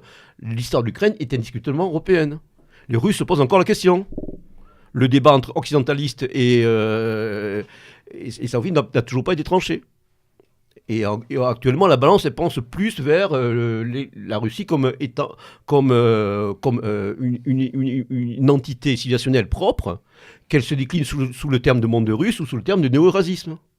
Ça aussi, c'est un élément à prendre en compte. Un autre élément à prendre en compte est aussi de constater que la tradition politique russe n'est pas la nôtre, comme aurait dit Dominique Vénère. C'est une tradition autocratique et patrimoniale, souchée à la fois sur l'héritage du byzantin tardif et l'héritage de la Horde d'Or. Ce n'est pas que je sache l'aristodémocratie européenne, que l'on a vu décliner dans les cités grecques ou sous le mode germanique, ou sous le mode des communautés slaves, de l'époque de la Rus de Kiev. Il y a une Russie européenne avec la Rus de Kiev, avec la République Novgorod qui a été détruite irrémédiablement et définitivement par Ivan III, Ivan IV Grozny, le sévère, le terrible, dit le terrible en français. Et il y a cette tradition qui n'est pas la nôtre. Donc là aussi, tous ceux qui vont idéaliser et se faire un petit peu les nouveaux chantres de l'eurasisme, il faudrait quand même aussi revenir à certains fondamentaux, à un certain bon sens. Je crois que tu l'as bien dit, il s'agit d'idéalisation, et c'est d'ailleurs assez paradoxal de pouvoir parler d'eurasisme. L'eurasisme, c'est quelque chose qui nous est, il faut le dire, étranger à la base. C'est quelque chose on peut tout à fait s'intéresser, essayer de comprendre. On peut s'intéresser, moi ça fait 15 ans que je m'intéresse. Mais on a vu dans nos milieux beaucoup se rattacher, essayer de développer ou voire de s'approprier cette pensée eurasiste qui nous est totalement étrangère, comme tu viens de le dire. Et alors, pour revenir à ce que j'ai dit tout à l'heure, un phénomène que je déplore, que je vois notamment se développer dans les rangs des convenus d'appeler aujourd'hui la nouvelle droite, c'est-à-dire, pour faire simple, Alain Benoît et son entourage, c'est ce que j'appellerais une sorte de mystique géopolitique, ou de géopolitisme, c'est-à-dire, en fin de compte, on va essentialiser des catégories géopolitiques qui ont été mises en place, qui sont parmi nos référents habituels, que ce soit de Alfred Mackinder jusqu'à Carl Schmitt. On l'a vu d'ailleurs récemment avec la réédition de l'essai tout à fait stimulant de Carl Schmitt, Terre et Mer, audition Pierre-Guillaume Deroux. Je fais une petite publicité entre parenthèses, avec une très longue préface d'Hélène Benoît. Mais aujourd'hui, on est sommé de se déterminer. Soit on est pour le monde de la mer, la thalassocratie marchande américaine, de Carthage jusqu'aux États-Unis, soit on est pour la tellurocratie, donc le monde de la terre, la puissance continentale, et aujourd'hui ça ne peut être que la Russie. Donc vous critiquez la Russie, vous êtes forcément jeté dans les continentalistes, et on a vu quelques publicistes se lancer dans ce type de considération binaire, notamment l'ancien conseiller de Marine Le Pen, qui nous a carrément qui a qualifié tous les tenants d'une Europe impériale, d'une Europe fédérale, dans la lignée des écrits de Dominique Vénère, il avait écrit, d'occidentalistes, avec l'ambiguïté de savoir s'il emploie le terme occidentaliste au sens russe du terme ou au sens que nous décrions, en y entretenant, je pense, avec jubilation cette ambiguïté. Donc là aussi, on est sommé. Alors en plus, c'est quand même un peu, ça serait presque risible, parce que ces géopolitistes, ces mystiques géopolitiques, aujourd'hui, ne jurent que par la multipolarité. La multipolarité, en fait de compte, d'un multi, il y a plusieurs pôles.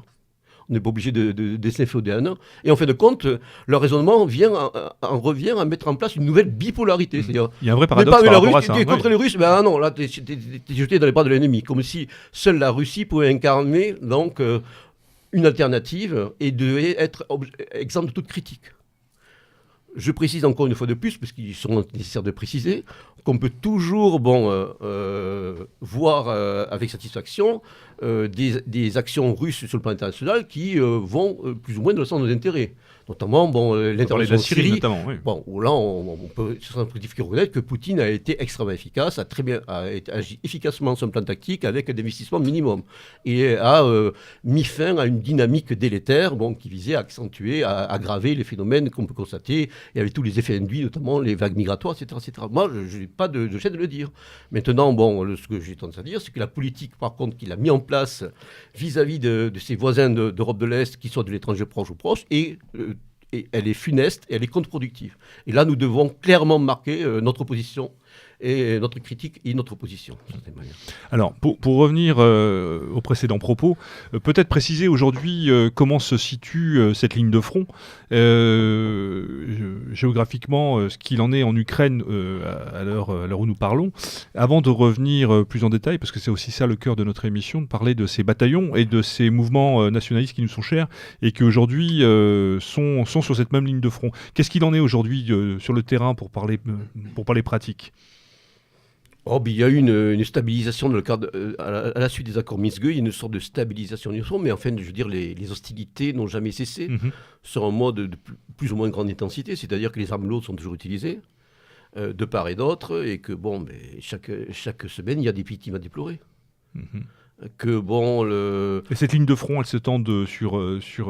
elle s'étend dans les deux régions, hein, la région de Luhansk et la région de Donetsk.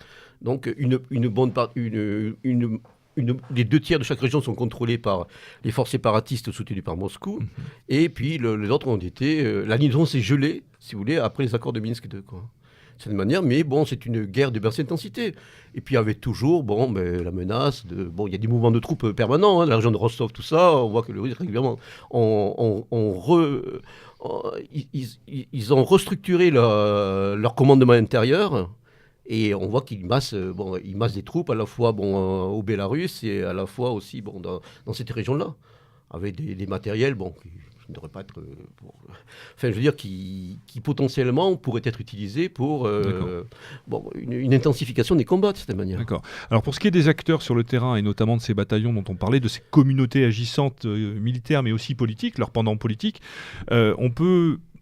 peut-être dire un mot de leur évolution, en tout cas de leur constitution à l'origine, et de cette évolution qui nous amène aujourd'hui, qui va nous amener jusqu'au projet Reconquista, justement. En fait, disons que ça implique, de redéfinir un petit peu ce qu'est le nationalisme ukrainien, et surtout de le catégoriser. Ce qui fait sa spécificité. Voilà, parce je dis une fois de plus, on a écrit et dit énormément de bêtises. On a mélangé tout le contraire de tout, y compris, je vous dis, des gens comme Cerise ou d'autres qui se piquent de connaître la question. Lui a montré qu'il ne connaissait rien, il n'a pas eu accès aux sources. Oui, mais là, on est dans une logique à charge, de toute façon. Oui, mais même, on peut être à charge et essayer de faire preuve à la fois d'efficacité, d'honnêteté et de connaissance. Ce n'est pas son cas, en tout cas, en ce qui concerne cette question. Alors, les nationalistes ukrainiens, on emploie souvent les mêmes qualificatifs. On va parler de bandéristes, on va parler d'antisémites, on va parler de néo-nazis. Néo-nazis, ça ne veut rien dire, c'est avant tout une insulte politique qui ne recoupe pas la réalité. Alors, pour faire simple, ça peut être étonné d'ailleurs certains, je rejoins cela, un intellectuel russe issu du Donbass qui s'appelle Edouard Popov et qui est à la tête donc d'une ONG russe, l'Institut pour les études stratégiques, et qui aujourd'hui participe aussi donc au gouvernement de la République de Donetsk.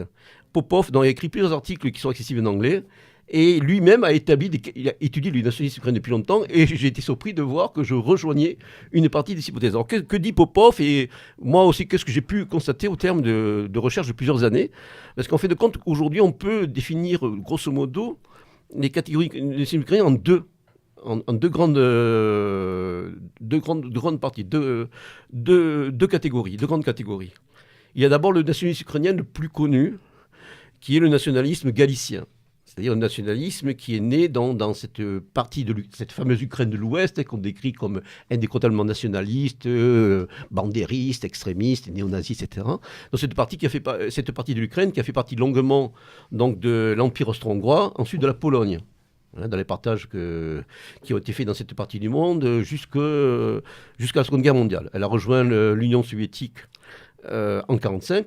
Staline a voulu réunifier, donc a voulu s'étendre territorialement. Il a utilisé bien sûr le prisme ukrainien pour réunir tous les territoires ukrainiens. Ce qui font dire aujourd'hui que l'Ukraine doit ses frontières actuelles à Staline, ce qui n'est pas faux. Ce n'est pas pour autant que c'est une création purement soviétique, parce qu'il y avait avant tout l'existence d'un ethnos ukrainien, étendu sur d'ailleurs une surface qui est largement supérieure aux frontières actuelles. Dans ce nationalisme galicien, il naît contre les Polonais à la fin des années 20, c'est l'organisation des nationalistes ukrainiens, et ce nationaliste qui est très ancré dans les traditions de son époque, les années 30, donc qui développe une vision autoritaire, corporatiste, donc de l'État, ce qu'on appelle la nationocratie. C'est les thèses d'un théoricien qui s'appelle Tsibolsky, et qui sont reprises encore aujourd'hui.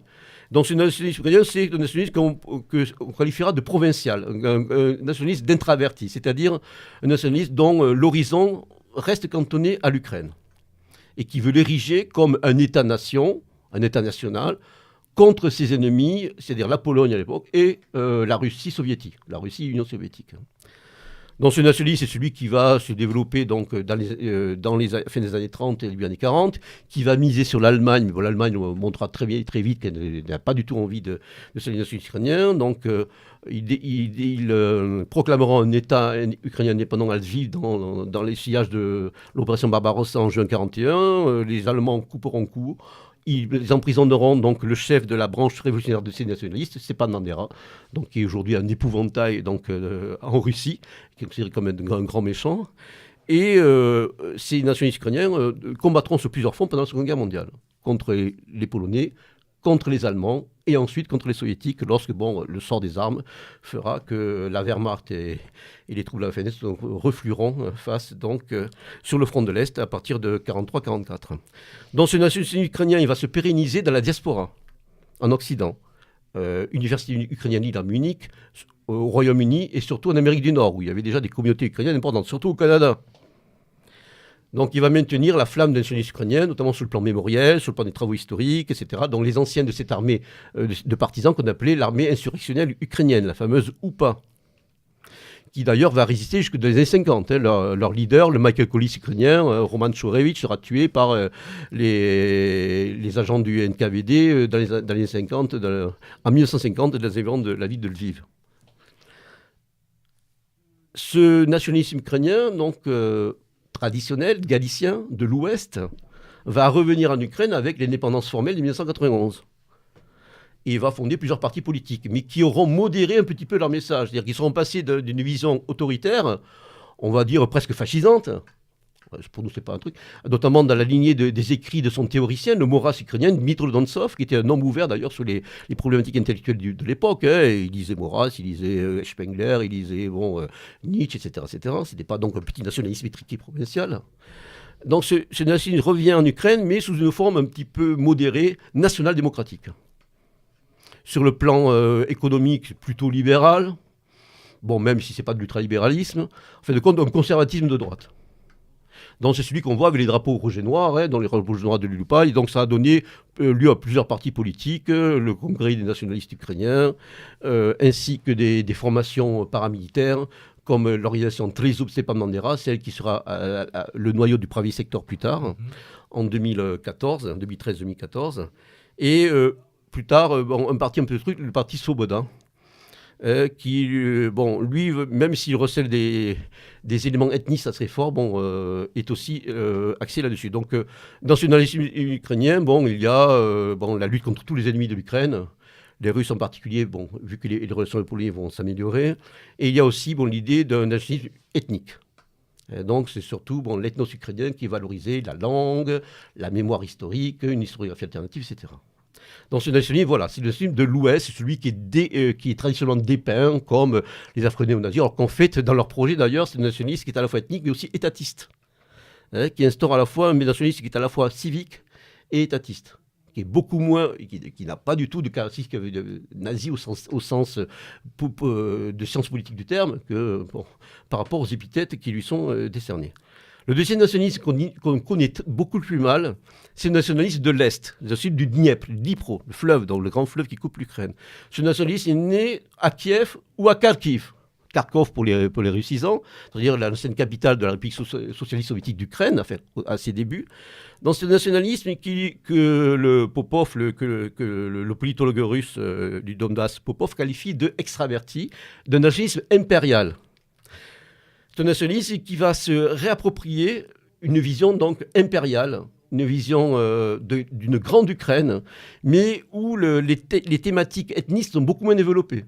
C'est-à-dire que c'est aussi qui insiste sur l'ethnos blanc. Il y a une dimension racialisme étendue à tous les Slaves orientaux. Donc la thématique, par exemple, de la défense vigoureuse de la langue ukrainienne est certes présente, mais beaucoup moins axée. C'est un nationalisme de russophone, d'ailleurs. Parmi donc ces mouvements nationalistes, les mouvements nationalistes qui se réclament de ce nationalisme donc de l'Est, ce nationalisme du Dnipro, il y a deux structures qui vont jouer un rôle important en Ukraine. Dans les années 90, c'est l'UNAUNSO, l'Assemblée nationale ukrainienne, autodéfense ukrainienne, qui vont envoyer des guerriers, des volontaires combattre contre les Abkhazes en Géorgie et contre les Russes en Tchétchénie. La première guerre en Tchétchénie, la guerre nationale, pas la guerre djihadiste, islamiste, la deuxième qui aura lieu. Cette organisation sera extrêmement puissante. Tout est relatif. Le nationalisme ukrainien, comme le disait le politologue anglais Andrew Wilson, n'a toujours été que la foi d'une minorité, titre d'un de ses bouquins sur le sujet. Mais quand même, c'est une organisation qui fait les années 90. Avec notamment une figure locale que je qualifie souvent de Limonov ukrainien, Dmitro Korchinski, et qui plus tard créera la structure Bratstvo, la fraternité. Donc cette Unansu va péricliter à la fin des années 90 et elle va laisser la place au milieu des années 2000 à une organisation qui va monter en puissance, née à Kharkiv, c'est l'association Patriotes d'Ukraine, qui est la matrice du mouvement Azov. Donc là aussi, sous la direction notamment d'Andriy Bieletsky, son actuel leader, dans la ville de Kharkiv, qui à l'époque était dirigée par le gouverneur Avakov, Arsène Avakov, qui est aujourd'hui ministre de l'Intérieur, dont dépend aujourd'hui le régiment Azov, je vais revenir tout à l'heure. Donc là, en fait, cette association Patriote d'Ukraine, c'était l'ancienne branche paramilitaire du mouvement Svoboda, qui a été recréée, parce que Svoboda s'appelait à l'origine le Parti social-national d'Ukraine, pas national-social, social-national, qui est bien inversé pour accentuer la diabolisation du parti, et qui se refait une santé, une virginité, essaie de se dédiaboliser en se rebaptisant Svoboda. Alors ils ne sont pas en Ukraine, Svoboda, la liberté, sous la direction d'Ola Tchernibok, qui est descendant d'une famille patricienne de Lviv. Qui est une sorte de Front National, parti d'ailleurs qui va lier des relations avec le Front National dès les années 90. J'ai des copains qui ont fait leur camp dans les Carpates au début des années 90. Ils n'ont pas besoin d'instructeurs de la CIA pour s'entraîner. Ça, je le précise. Hein. Ces gars-là, ça fait 20 ans qu'ils s'entraînent. Ils ont des anciens d'Afghanistan. Ils reprennent les tactiques de l'UPA, notamment les fameux Kryivka, ces abris souterrains, où se cachaient les partisans été comme hiver recherchés, donc traqués comme des bêtes par l'NKVD. Donc je veux dire que ces gens n'ont pas besoin d'instructeurs britanniques ou de l'OTAN pour savoir se battre et savoir faire du combat de rue. C'est d'ailleurs ce qui leur a servi dans la montée aux extrêmes des événements de Maïdan à partir du mois de janvier 2014. Ça aussi, lorsque Souris nous raconte son vieux discours, il nous ressort le gladium. C'est une absurdité. Le Gladio, ce sont les réseaux Steibian, les réseaux Gladio, qui ont pu agir notamment en Italie, sont datés. Là, on nous ressort une expression comme, tout simplement en établissant des généalogies complètement fantaisistes et délirantes pour un historien sérieux, quoi. Mais bon, je refais la parenthèse. Donc c'est ce nationalisme de l'Est, ce nationalisme russophone, ce nationalisme ouvert à une dynamique impériale qui veut recréer donc une grande Ukraine et en tout cas recréer aussi une nouvelle identité ruthène. On reprend dans l'idéal de la Russe de Kiev en disant mais le noyau historique de la Russe de Kiev, c'est pas Moscou, c'est Kiev. Et en fin de compte, la vision civilisationnelle d'une Russie européenne doit désormais, au moins sur le plan culturel, désormais retrouver son épicentre à Kiev. Donc nos frères russes doivent retrouver le chemin de Kiev, plutôt que de continuer à entretenir les chimères eurasistes, parce que Moscou, ça symbolise l'enracinement asiatique de la Russie, Pétersbourg étant une brève fenêtre sur l'Europe ouverte par Pierre Ier, mais qui est largement superficielle, on le voit aujourd'hui. Donc ce mouvement patriote d'Ukraine va se développer à partir de 2005. À partir de 2010, Yanukovych va employer la même tactique qu'emploieront les socialistes Mitterrand et d'autres en France, c'est-à-dire il va faire monter le parti Svoboda pour se retrouver aux élections au deuxième tour face à lui, sachant qu'il emportera forcément, comme Macron l'a emporté sur Marine Le Pen. Donc il va tout faire pour le faire monter et il va réprimer ces mouvements qui ne sont pas des mouvements parlementaires, qui sont des mouvements d'activistes. Donc à l'époque, Bieletsky, l'historien du mouvement Odnorozhenko seront emprisonnés. Ils ne seront libérés qu'après la fuite de Yanukovych. Ensuite, ce parti qui était extrêmement structuré, très discipliné. Ça, c'est la grande différence avec le premier secteur. Le premier secteur, c'est un petit peu plus bordélique, entre guillemets, dirais-je.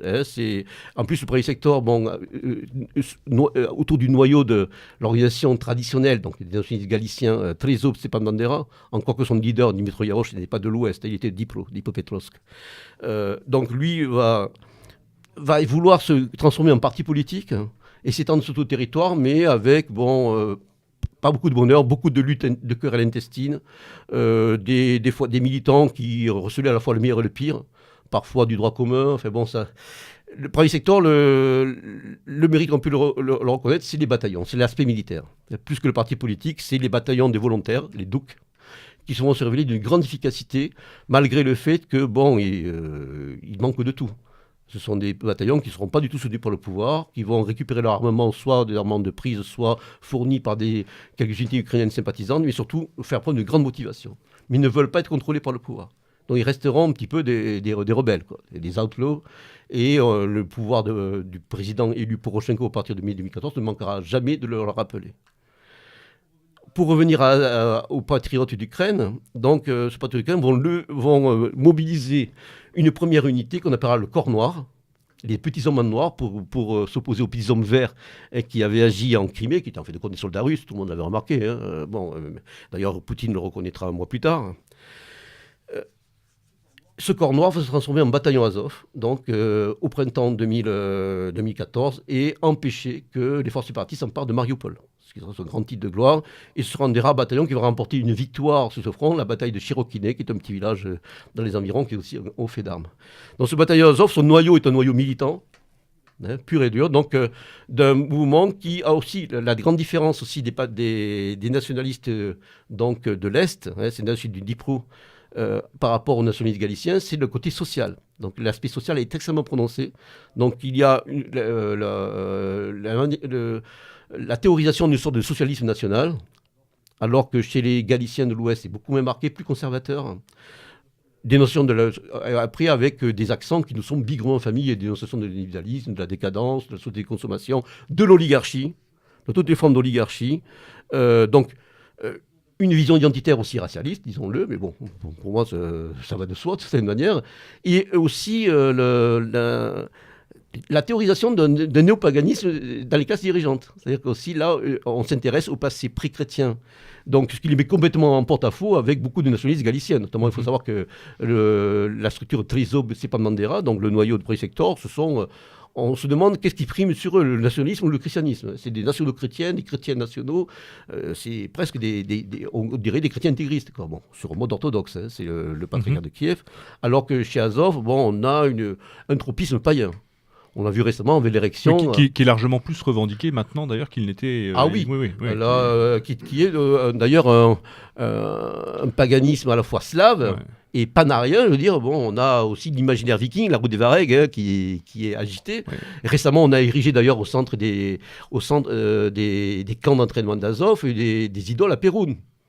Ça fait jaser certains camarades traditionnalistes. Là, j'avais quelques discussions sur ma page Facebook il y a quelques jours, mais ce n'est pas innocent. On joue sur les symboles, les épées, le fameux monument sudo, on voit ces 3 épées vikings qui sont plantées. Ils ont érigé le même à Mariupol. Ils ont érigé une statue à Sviatoslav, qui était le prince ruthène païen, avant la christianisation définitive donc, de la Rus de Kiev sous Vladimir. Donc il y a quand même aussi ce travail à la fois métapolitique spirituel qui est mené, ce plan-là. Et puis aussi, une référence, on va y venir à des auteurs, à des courants, à des trucs qui nous sont bigrement familiers. On cite facilement Evola, Junger, et on se réfère très facilement à toute la, comment dirais-je, les courants ou le courant de pensée autour du nationalisme révolutionnaire et toutes ces... Alors oui, pour terminer donc sur justement les différents visages que va prendre ce bataillon Azov, donc dont la matrice, je rappelle, est situé dans le parti patriote d'Ukraine. Donc ce bataillon Azov va mettre en place plusieurs structures, plusieurs types d'actions. D'abord une structure métapolitique, le corps civil. Ensuite, en mars de cette année, c'était l'année dernière, en octobre de l'année dernière, donc c'est un parti politique, le corps national, National Corpus. On peut quantifier humainement, c'est difficile à dire. C'est difficile. C'est un parti qui connaît un grand succès auprès des jeunes et qui cultive ces jeunes. C'est assez étonnant de voir la jeunesse de l'assistance. Bon, il y a quelques sommités, comme toujours, quelques figures historiques qui viennent affirmer leur sympathie. Lievko Lukyanenko, notamment un ancien dissident des années 60, etc. Mais c'est un parti qui est extrêmement jeune. Et surtout, ce qui est très intéressant, c'est un parti qui se développe dans toutes les régions d'Ukraine. Donc, bien sûr, en Ukraine centrale et de l'Est, parce qu'il est issu des Sévrades, l'Ukraine donc du Sud, mais aussi l'Ukraine occidentale. Il est en train de tailler des croupières au premier secteur. Il vient s'implanter dans les terres galiciennes qui étaient traditionnellement révolues au premier secteur, l'organisation des nationalistes ukrainiens, etc. Donc à Lviv, à Ternopil, à Ivano-Frankivsk, à Lutsk, en Volhynie. Ça, c'est assez étonnant. C'est assez nouveau même, de manière. Et surtout, c'est le parti qui est en vogue. Parce que récemment, il y a eu la rédaction de manifestes communs à Azov et d'autres formations politiques, mais qui sont à la traîne, en fait, de continuer à la remorque. Azov donc, a fait un accord, un manifeste commun avec ce qu'on appelle le Svoboda, le manifeste national. Voilà, le manifeste national, avec Svoboda qui est en perte de vitesse, avec le premier secteur, ce qu'il en reste, ainsi que d'autres petites organisations plus minoritaires, que notamment l'organisation paramilitaire C14, qui sont des durs de durs. Mais on s'aperçoit dans l'affaire, et d'ailleurs le politologue du Donbass, là, Popov, abonde dans ce sens comme moi, que c'est Azov qui mène la danse. Un peu comme certains partis des années 30 ont mené la danse en essayant de rassembler des forces à droite, etc. Enfin bon, il y a toujours une limite à certaines analogies, mais quand même. On s'aperçoit que c'est eux qui ont le vent en poupe. Alors pour terminer, si tu permets... Je t'en prie. Il y a aussi, donc, en plus de ce parti politique et de sa branche métapolitique, une branche jeune, qui a fait parler d'elle sur le plan médiatique pendant l'été, les fameux Azovets, c'est ces colonies de vacances viriles, on va dire. Camp de formation, c'est camps de formation, donc voilà, colonies de vacances, qui sont un mélange entre scoutisme et restrictions paramilitaires. Et là, donc, qui ont fait jaser un petit peu. Hein. Ils ont reçu des reporters du monde entier, du New York Times jusqu'à des journaux plus ou moins connus, donc, et surtout qui ont essaimé dans toute l'Ukraine. Bon, si on suivit leur actualité sur les réseaux sociaux, on voyait qu'il y a des camps dans toutes les régions. Et qui commencent à drainer du monde, quoi. Donc, Action sur la jeunesse, une avant-garde étudiante, une structure étudiante, une structure donc littéraire, le fameux club littéraire Plomine, la Flamme, donc qui est installé dans un équivalent ukrainien de la Casa Pound, le côté social en moins, bon, il n'y a pas d'accueil des irrités, mais il y a un local qui est situé juste près du Maïdan, la maison Kozak Sigdem. Et là où on développe toute forme d'activité, vous avez des salles de sport, vous avez un ciné-club, le ciné-club donc Europa. Là, on est sur le modèle du Casa Pound. Et surtout le club littéraire, là, on vient à ce que tu disais tout à l'heure, c'est-à-dire en fait le volet intellectuel.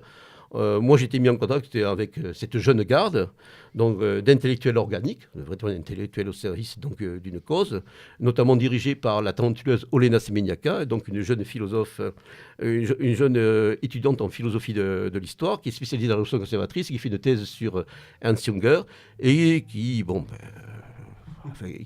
c'est une jeune femme étonnante, parce qu'elle a une culture extraordinaire.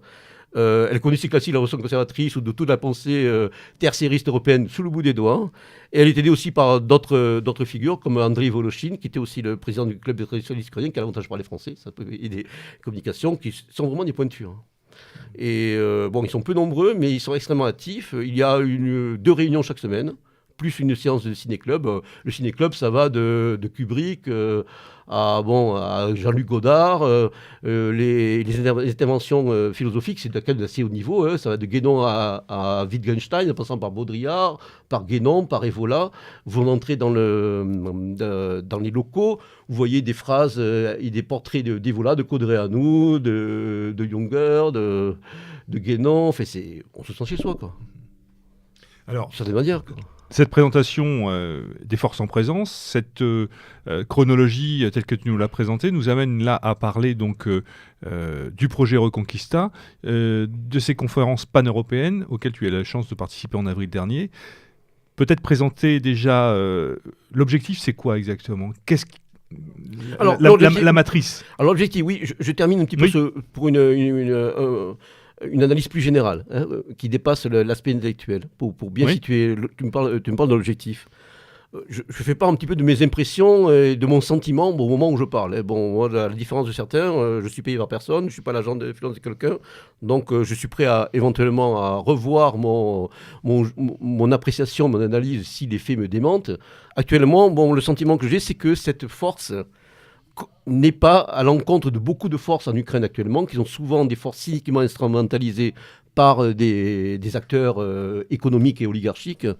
Je pense que ces gens-là sont porteurs d'une vision et ils agissent en ce nom-là, plutôt qu'être porteurs d'intérêts ou d'être les idiots utiles ou les proxies, comme on dit, d'intérêts qui les dépassent, qu'ils soient ukrainiens ou qu'ils soient internationaux. Tourner au bon regard. On a vraiment le sentiment qu'ils combattent pour une vision du monde. Alors juste peut-être préciser que ces bataillons font partie intégrante de l'armée ukrainienne. Alors pour parler des bataillons, ces bataillons, là je parle au singulier, je parle que d'Azov, parce que dans les bataillons il y a des réalités très diverses. Actuellement, on a vu par exemple qu'un bataillon comme le bataillon de Donbass c'est fait un petit peu l'instrument des agissements de Saakashvili, par exemple. Dont le leader à intégrer un parti politique ukrainien, en l'occurrence celui du maire de Lviv, pour donner. Donc il y a une grande diversité de bataillons. Certains bataillons ont été intégrés dans l'armée régulière ukrainienne, ce bataillon Haïdar, qui avait défrayé la chronique par des histoires de droit commun qui sont avérées, il faut le dire, par un recrutement qui était quand même très discutable, dont lui a été normalisé. Par contre, le régiment Azov, qui est devenu un régiment, ne défilera jamais le 24 août, la fête de l'indépendance. il est nominalement intégré dans la garde nationale, dépendant du ministère de l'Intérieur. Arsène Avakov, en réalité, il est totalement autonome. Et le pouvoir le craint. Le pouvoir sait très bien qu'il représente aujourd'hui une force de manœuvre, une force de dissuasion. Si Azov veut prendre Kiev, il prend Kiev. Il contrôle la ville.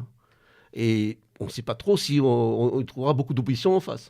Malgré le fait que l'armée ukrainienne est en train de reprendre un petit peu de tonus. Hein. Donc voilà, avec une modernisation, avec une professionnalisation, etc. Enfin bon, il pèse sur le plan militaire. C'est un bataillon avec un escadron de chars, un escadron d'artillerie, une compagnie de reconnaissance. Et puis bon, ils sont officiellement en régiment, mais ils sont en train de monter à l'échelon d'une brigade. Ils refusent des recrues. Ils sont quasiment autonomes. D'ailleurs, ce qui marque leur autonomie, c'est qu'ils ont leur propre école de sous-officiers. L'école Yevrenko-Novalets, c'est une nom de nationaliste ukrainien buté par l'NKVD dans les années 30 aux Pays-Bas. Alors que les autres bataillons de la garde nationale sont d'ailleurs formés, je la mets sans problème, par des instructeurs occidentaux à l'ouest du pays d'ailleurs. Eux n'ont pas vu l'ombre d'instructeurs occidentaux. Ils sont tricards. D'ailleurs, des représentants de la Chambre des représentants américains avaient bien spécifié que les néo-nazis d'Azov ne devaient surtout pas recevoir une once d'aide américaine. Là aussi, tous ceux qui fantasment sur l'Amérique, je l'ai vu encore passer dans les réseaux sociaux, c'est du pur fantasme. C'est pur mensonge. Ils n'ont pas besoin de ça d'ailleurs. Hein. Ils ont eu des volontaires suédois, ils ont eu des volontaires un peu venus partout, donc ils ont partagé des expériences de drill. Hein. Donc actuellement, ils essaient de moderniser justement leur formation, calquer sur les modèles de l'OTAN. Alors bien sûr, c'est pas parce qu'on calque formation sur les modèles de l'OTAN qu'on est forcément inférieur de l'OTAN. Là aussi, c'est des raisonnements primaires à deux balles. Quoi, de cette manière. Simplement, c'est les méthodes, les critères de l'OTAN sont les plus efficaces, sont les plus efficients aujourd'hui. On t'objectera quand même le problème du financement et du fonctionnement de ces unités en termes de fourniture d'armement et autres. Alors le financement, moi je pense qu'il vient principalement de petits et moyens entrepreneurs, qui à la fois, certains misent par conviction sur cette force politique émergente et en pleine croissance, et d'autre part, je pense que, d'une certaine manière, comme certaines, on va dire, structures nationalistes en Europe occidentale, ils jouent sur leur capital humain, notamment dans le domaine de la sécurité, pour aussi, en voir des retombées financières, si tu vois ce que je veux dire. D'accord. Je pense qu'il y a ça. Après, je ne suis pas de la confidence des dieux. Oui. Mais je ne vois pas vraiment de financement. Je ne vois pas l'intérêt de l'Occident à financer. Certains peuvent dire ce qu'ils veulent. Je veux dire, ce n'est pas sur ces bataillons-là qu'il faut, sur ce régiment-là, entre autres, et d'autres qu'il faut accès pour éventuellement après nourrir une politique de guerre hybride ou autre au sein de l'Ukraine. En tout cas, ce qui se passe aujourd'hui, souvent, l'image que je prends, c'est que j'essaie de dire que ce qui se passe en Ukraine aujourd'hui, c'est Weimar. C'est-à-dire, c'est comme dans la République de Weimar en Allemagne, c'est la période de tous les possibles, le meilleur comme le pire.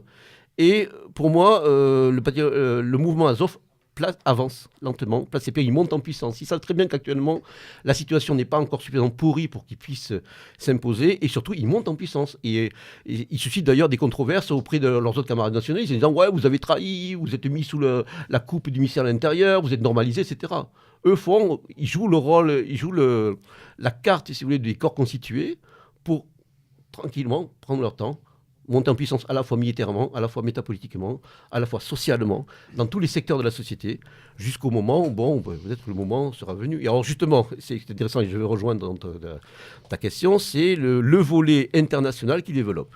Oui, celui qui nous intéresse et qui a, t'a valu le plaisir de participer à cette première conférence organisée autour de ce projet Reconquista en avril dernier. Parce que là aussi, une chose aussi que le bon sens nous intime, quel serait l'intérêt de ce mouvement de mettre en place une politique de relation avec des mouvements, des petites structures nationalistes révolutionnaires, identitaires comme les nôtres, qui ne pesent rien, si vraiment ils étaient manipulés par des intérêts américains, par des services étrangers, etc. Quel serait leur intérêt ? Nous ne sommes rien. Nous ne pesons si encore nous étions des forces qui comptent.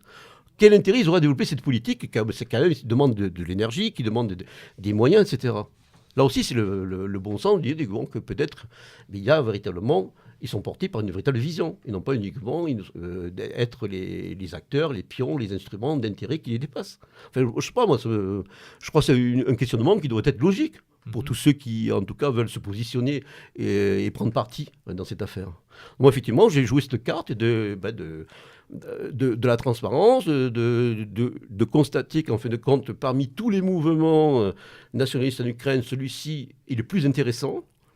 et le plus digne d'intérêt et le plus proche de la vision que nous portons. Donc, en fait de compte, leur objectif, leur objectif, ça a été de mettre en place, au-delà de l'Ukraine, donc une dynamique internationale pan-européenne. Donc, c'est le but du projet Reconquista. Donc, Reconquista, ça a été pris, on s'en doute sûrement, à l'ouvrage de Guillaume Fay, qui est connu là-bas. D'ailleurs, le terme d'archéofuturisme est très populaire dans les réflexions théoriques que développent ces jeunes néo-nationalistes. C'est pour ça que j'emploie le terme de néo-nationalisme, parce qu'en fait de compte, ce n'est pas innocent. Je me réfère bien sûr à l'héritage de la révolution conservatrice et au terme, qui a été utilisé pour désigner une des familles de cette révolution conservatrice.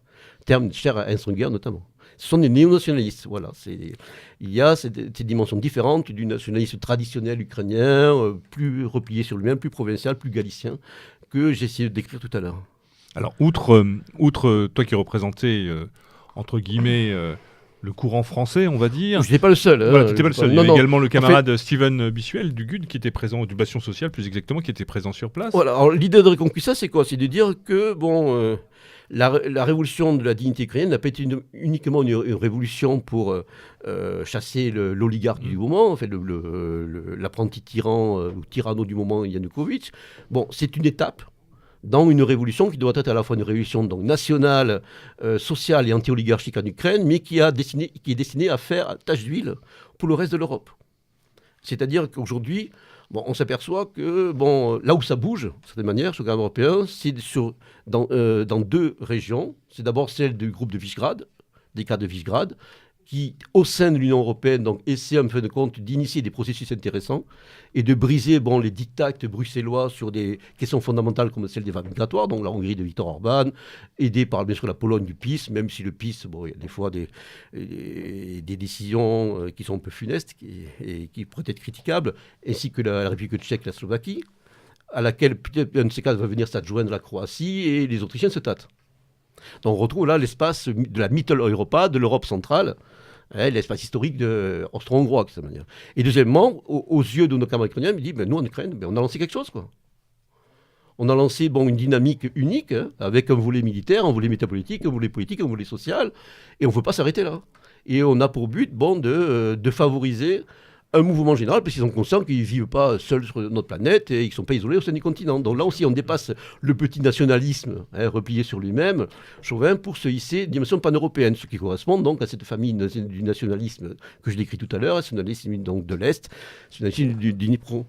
Donc ils ont lancé ce réseau Reconquista et pris contact avec des figures et des mouvements qui ne sont pas jetés dans les bras du Kremlin, dans une russolatrie totalement acritique et dont j'ai essayé de tracer les limites de cette manière.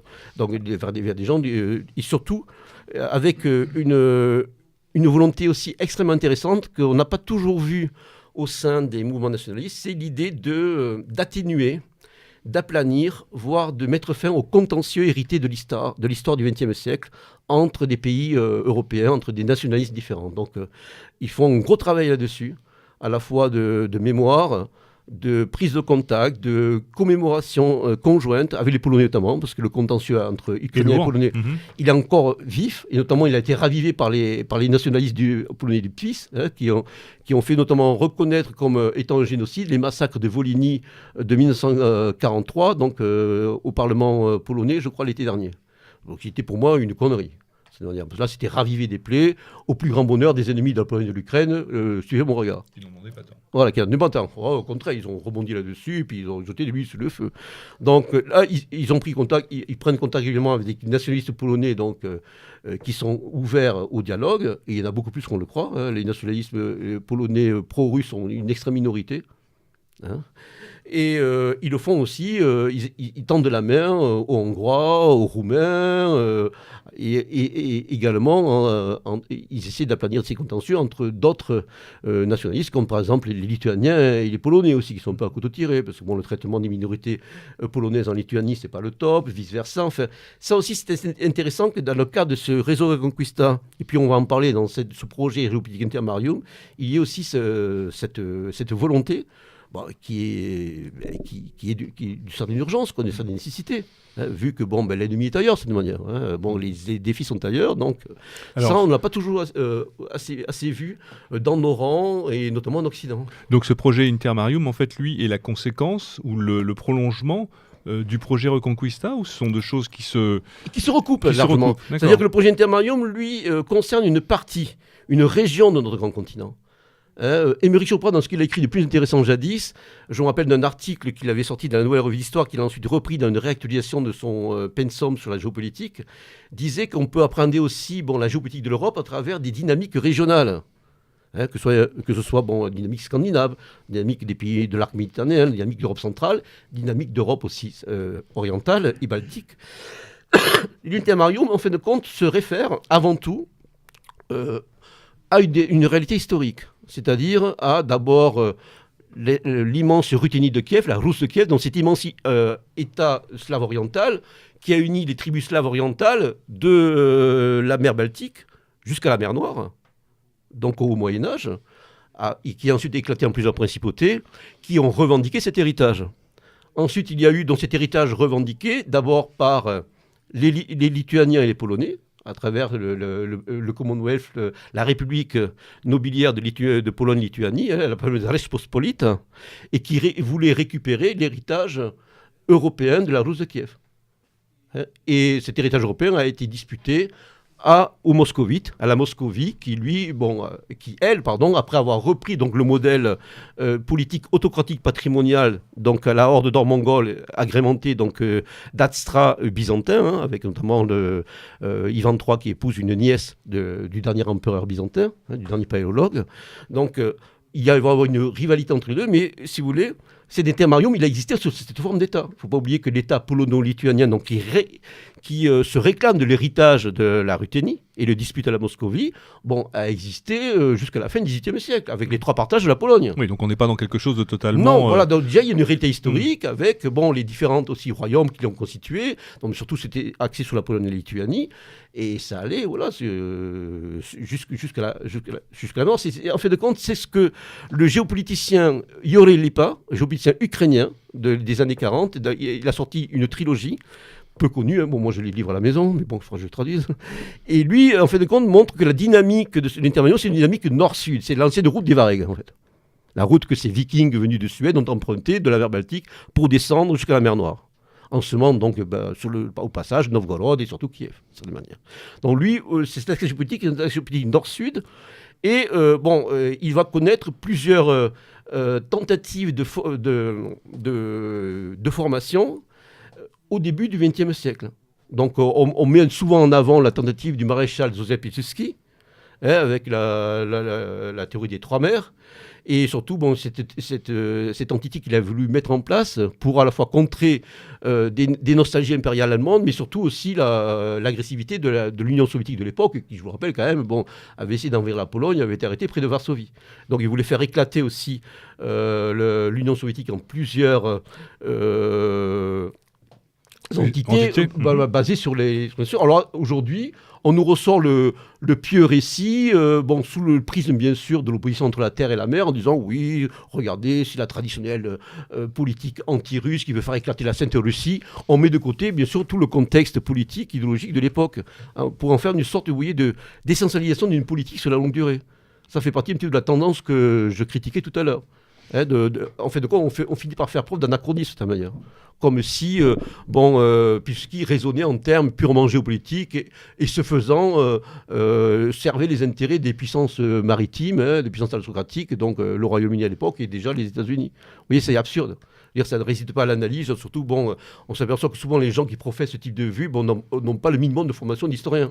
Ils devraient quand même revoir un petit peu ou étudier certains classiques, de cette manière. Ouais. Alors, mon cher Pascal, le temps nous est compté, malheureusement, et il va falloir conclure sur le sujet, peut-être dire et laisser la parole à nos camarades qui ont été bien patients jusqu'à maintenant.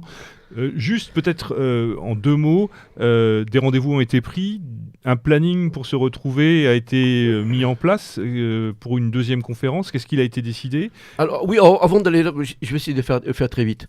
Il faut terminer de faire remarquer que cet Intermarium est vu comme une construction européenne alternative. On est dans une vision de troisième voie. Donc il s'agit bien sûr de protéger ces espaces d'éventuels agissements néo-impériaux de la Russie, mais aussi de proposer une alternative donc, au cancer occidental, ce qu'ils appellent le marxisme culturel venu d'Occident. Donc il y a une lutte sur deux fronts. Et ça, c'est quelque chose aujourd'hui que certains ne peuvent pas supporter. Ils ne peuvent pas supporter la perspective, même si effectivement, ce n'est pas une position toujours aisée. Donc le but de l'Intermarium, c'est... Parce que l'Intermarium a deux acceptions, le terme. Il y a une façade officielle, effectivement, il y a une dynamique Intermarium qui a été lancée par certains pays de l'Union européenne sur un plan institutionnel.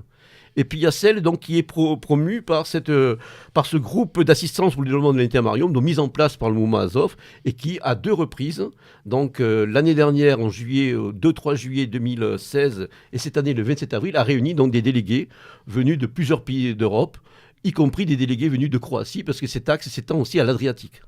De cette manière, donc, il était question de discuter des contentieux entre les uns et les autres, des politiques de sécurité, des politiques culturelles à mettre en place, dont les interventions étaient assez diverses et on a eu une certaine polyphonie et surtout une ouverture à des problématiques que des fois nous ne soupçonnons pas de la part de nos partenaires, et surtout l'idée de trouver langue commune. Et le lendemain, le 28 avril, conférence à laquelle j'ai assisté et à laquelle j'étais convié, donc ça a été la conférence pan-européen, où on reprend l'idéal pan-européen, c'est-à-dire en étant cette dimension de constitution d'une dynamique politique géopolitique alternative aux pays d'Europe occidentale et centrale. Donc effectivement, était représentée la France, était représentée la Scandinavie, dont les Suédois aussi ont été assez actifs dans ce domaine. Ils étaient présents d'ailleurs dès les premières heures du Maïdan. On a eu Sébastien Benfica de la Casapan, donc Steven Bissuel du GUD, qui a soutenu dès le début donc, la cause nationaliste ukrainienne. Et bon, on avait aussi des individualités venues d'Allemagne, d'Espagne, etc.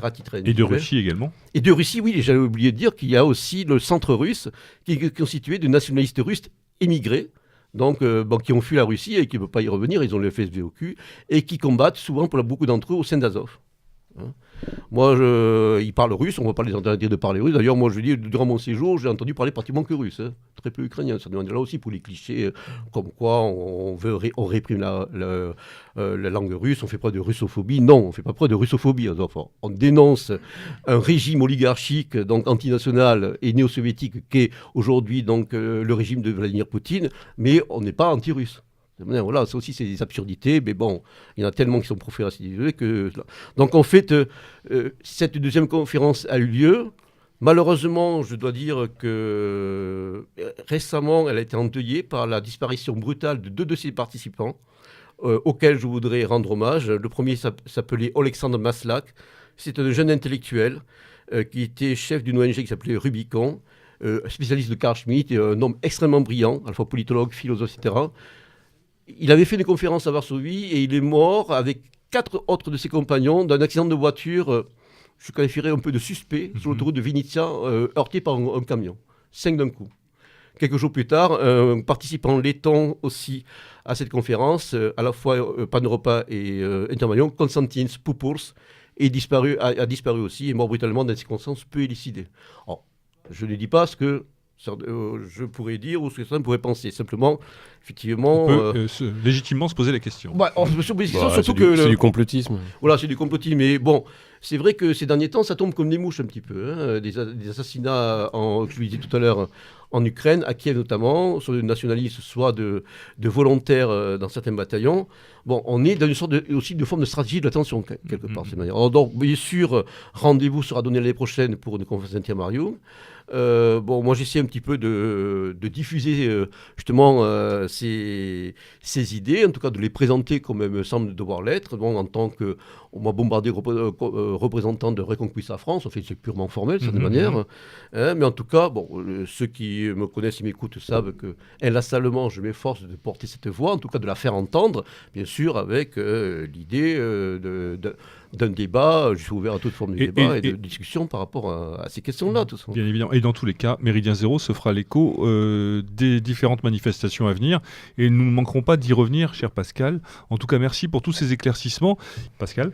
Oui, justement, je veux faire une petite précision. précision par rapport donc, à mon propos tout à l'heure. Dans les auditrices et auditeurs qui voudraient se plonger plus en avant donc, dans les thèmes que j'ai développés pourront le faire en se connectant à un site où j'ai publié pas mal de traductions de textes issus donc, du mouvement Azov et de comptes rendus aussi des conférences. Dont le site est le suivant, c'est http://reconquista-europe.tumblr.com. Voilà. Ils pourront aussi aller sur la page Facebook Reconquista France. Mais c'est vrai que sur le site Tumblr, il y a des choses très intéressantes. Donc vous connectez sur Tumblr pour ceux qui connaissent et vous tapez dans le moteur de recherche interne à Tumblr Reconquista et vous tombez directement sur la page. Nous vous remettrons bien évidemment ce lien dans les commentaires de cette émission. Voilà, Jean-Louis, le mot de la fin peut-être ? Non, bon, on est reparti sur, donc je le disais en début d'émission, on est reparti sur une saison. Souvent, les auditeurs nous envoient des messages mail en disant bah tiens, pourquoi vous inviteriez pas un tel ou un tel. Je rappelle juste, en fait, c'est pas l'envie qui nous manque, ni l'envie ni les dispositions. Méridien Zéro, à tort ou à raison, garde une étiquette qui est la nôtre, que nous ne renions pas, que nous portons même très haut, mais qui fait aussi que parfois certains invités ne viennent pas. Donc voilà, nous essaierons cette année encore d'amener des gens derrière le micro, des gens qui nous semblent intéressants soit parce qu'on se sent en phase avec eux, soit intéressants parce qu'ils n'ont pas le même avis que nous. Et je le rappelle, Méridien Zéro, c'est quand même avant tout pour nous un espace de liberté. Et la liberté, ce n'est pas seulement entendre des choses qui nous font plaisir ou des choses avec lesquelles on est d'accord. Donc toute l'année, on essaiera donc d'attirer du monde et d'avoir des invités qui, dans la mesure du possible, vous apportent quelque chose lorsque vous écoutez votre ordinateur le vendredi soir. Voilà. Et puis par ailleurs, nous vous invitons évidemment à continuer d'écouter la chronique du lieutenant, les nouvelles de Berlin. Nous espérons pouvoir avoir des nouvelles d'ailleurs dans l'année. On parle de Rome, entre autres, par exemple. On espère que les camarades là-bas arriveront à mettre en place ce qui a été vu avec eux. Voilà, donc l'envie est là, le dynamisme est là. Les projets sont là. Après, il ne reste plus qu'une chose, à les réaliser. Donc ça, c'est nous, mais c'est vous aussi. Voilà, donc on vous donne rendez-vous à la semaine prochaine, bien évidemment, pour de nouvelles aventures pour la Méridienne de Méridien Zéro. Et il nous reste à remercier tous nos participants, Pascal, bien sûr, nos camarades de Solidarité Populaire pour la BAF et les moussaillons à venir, plein de belles et bonnes choses. Et bien sûr, comme il est coutume de dire, à l'abordage. Et pas de quartier ! Salut à tous.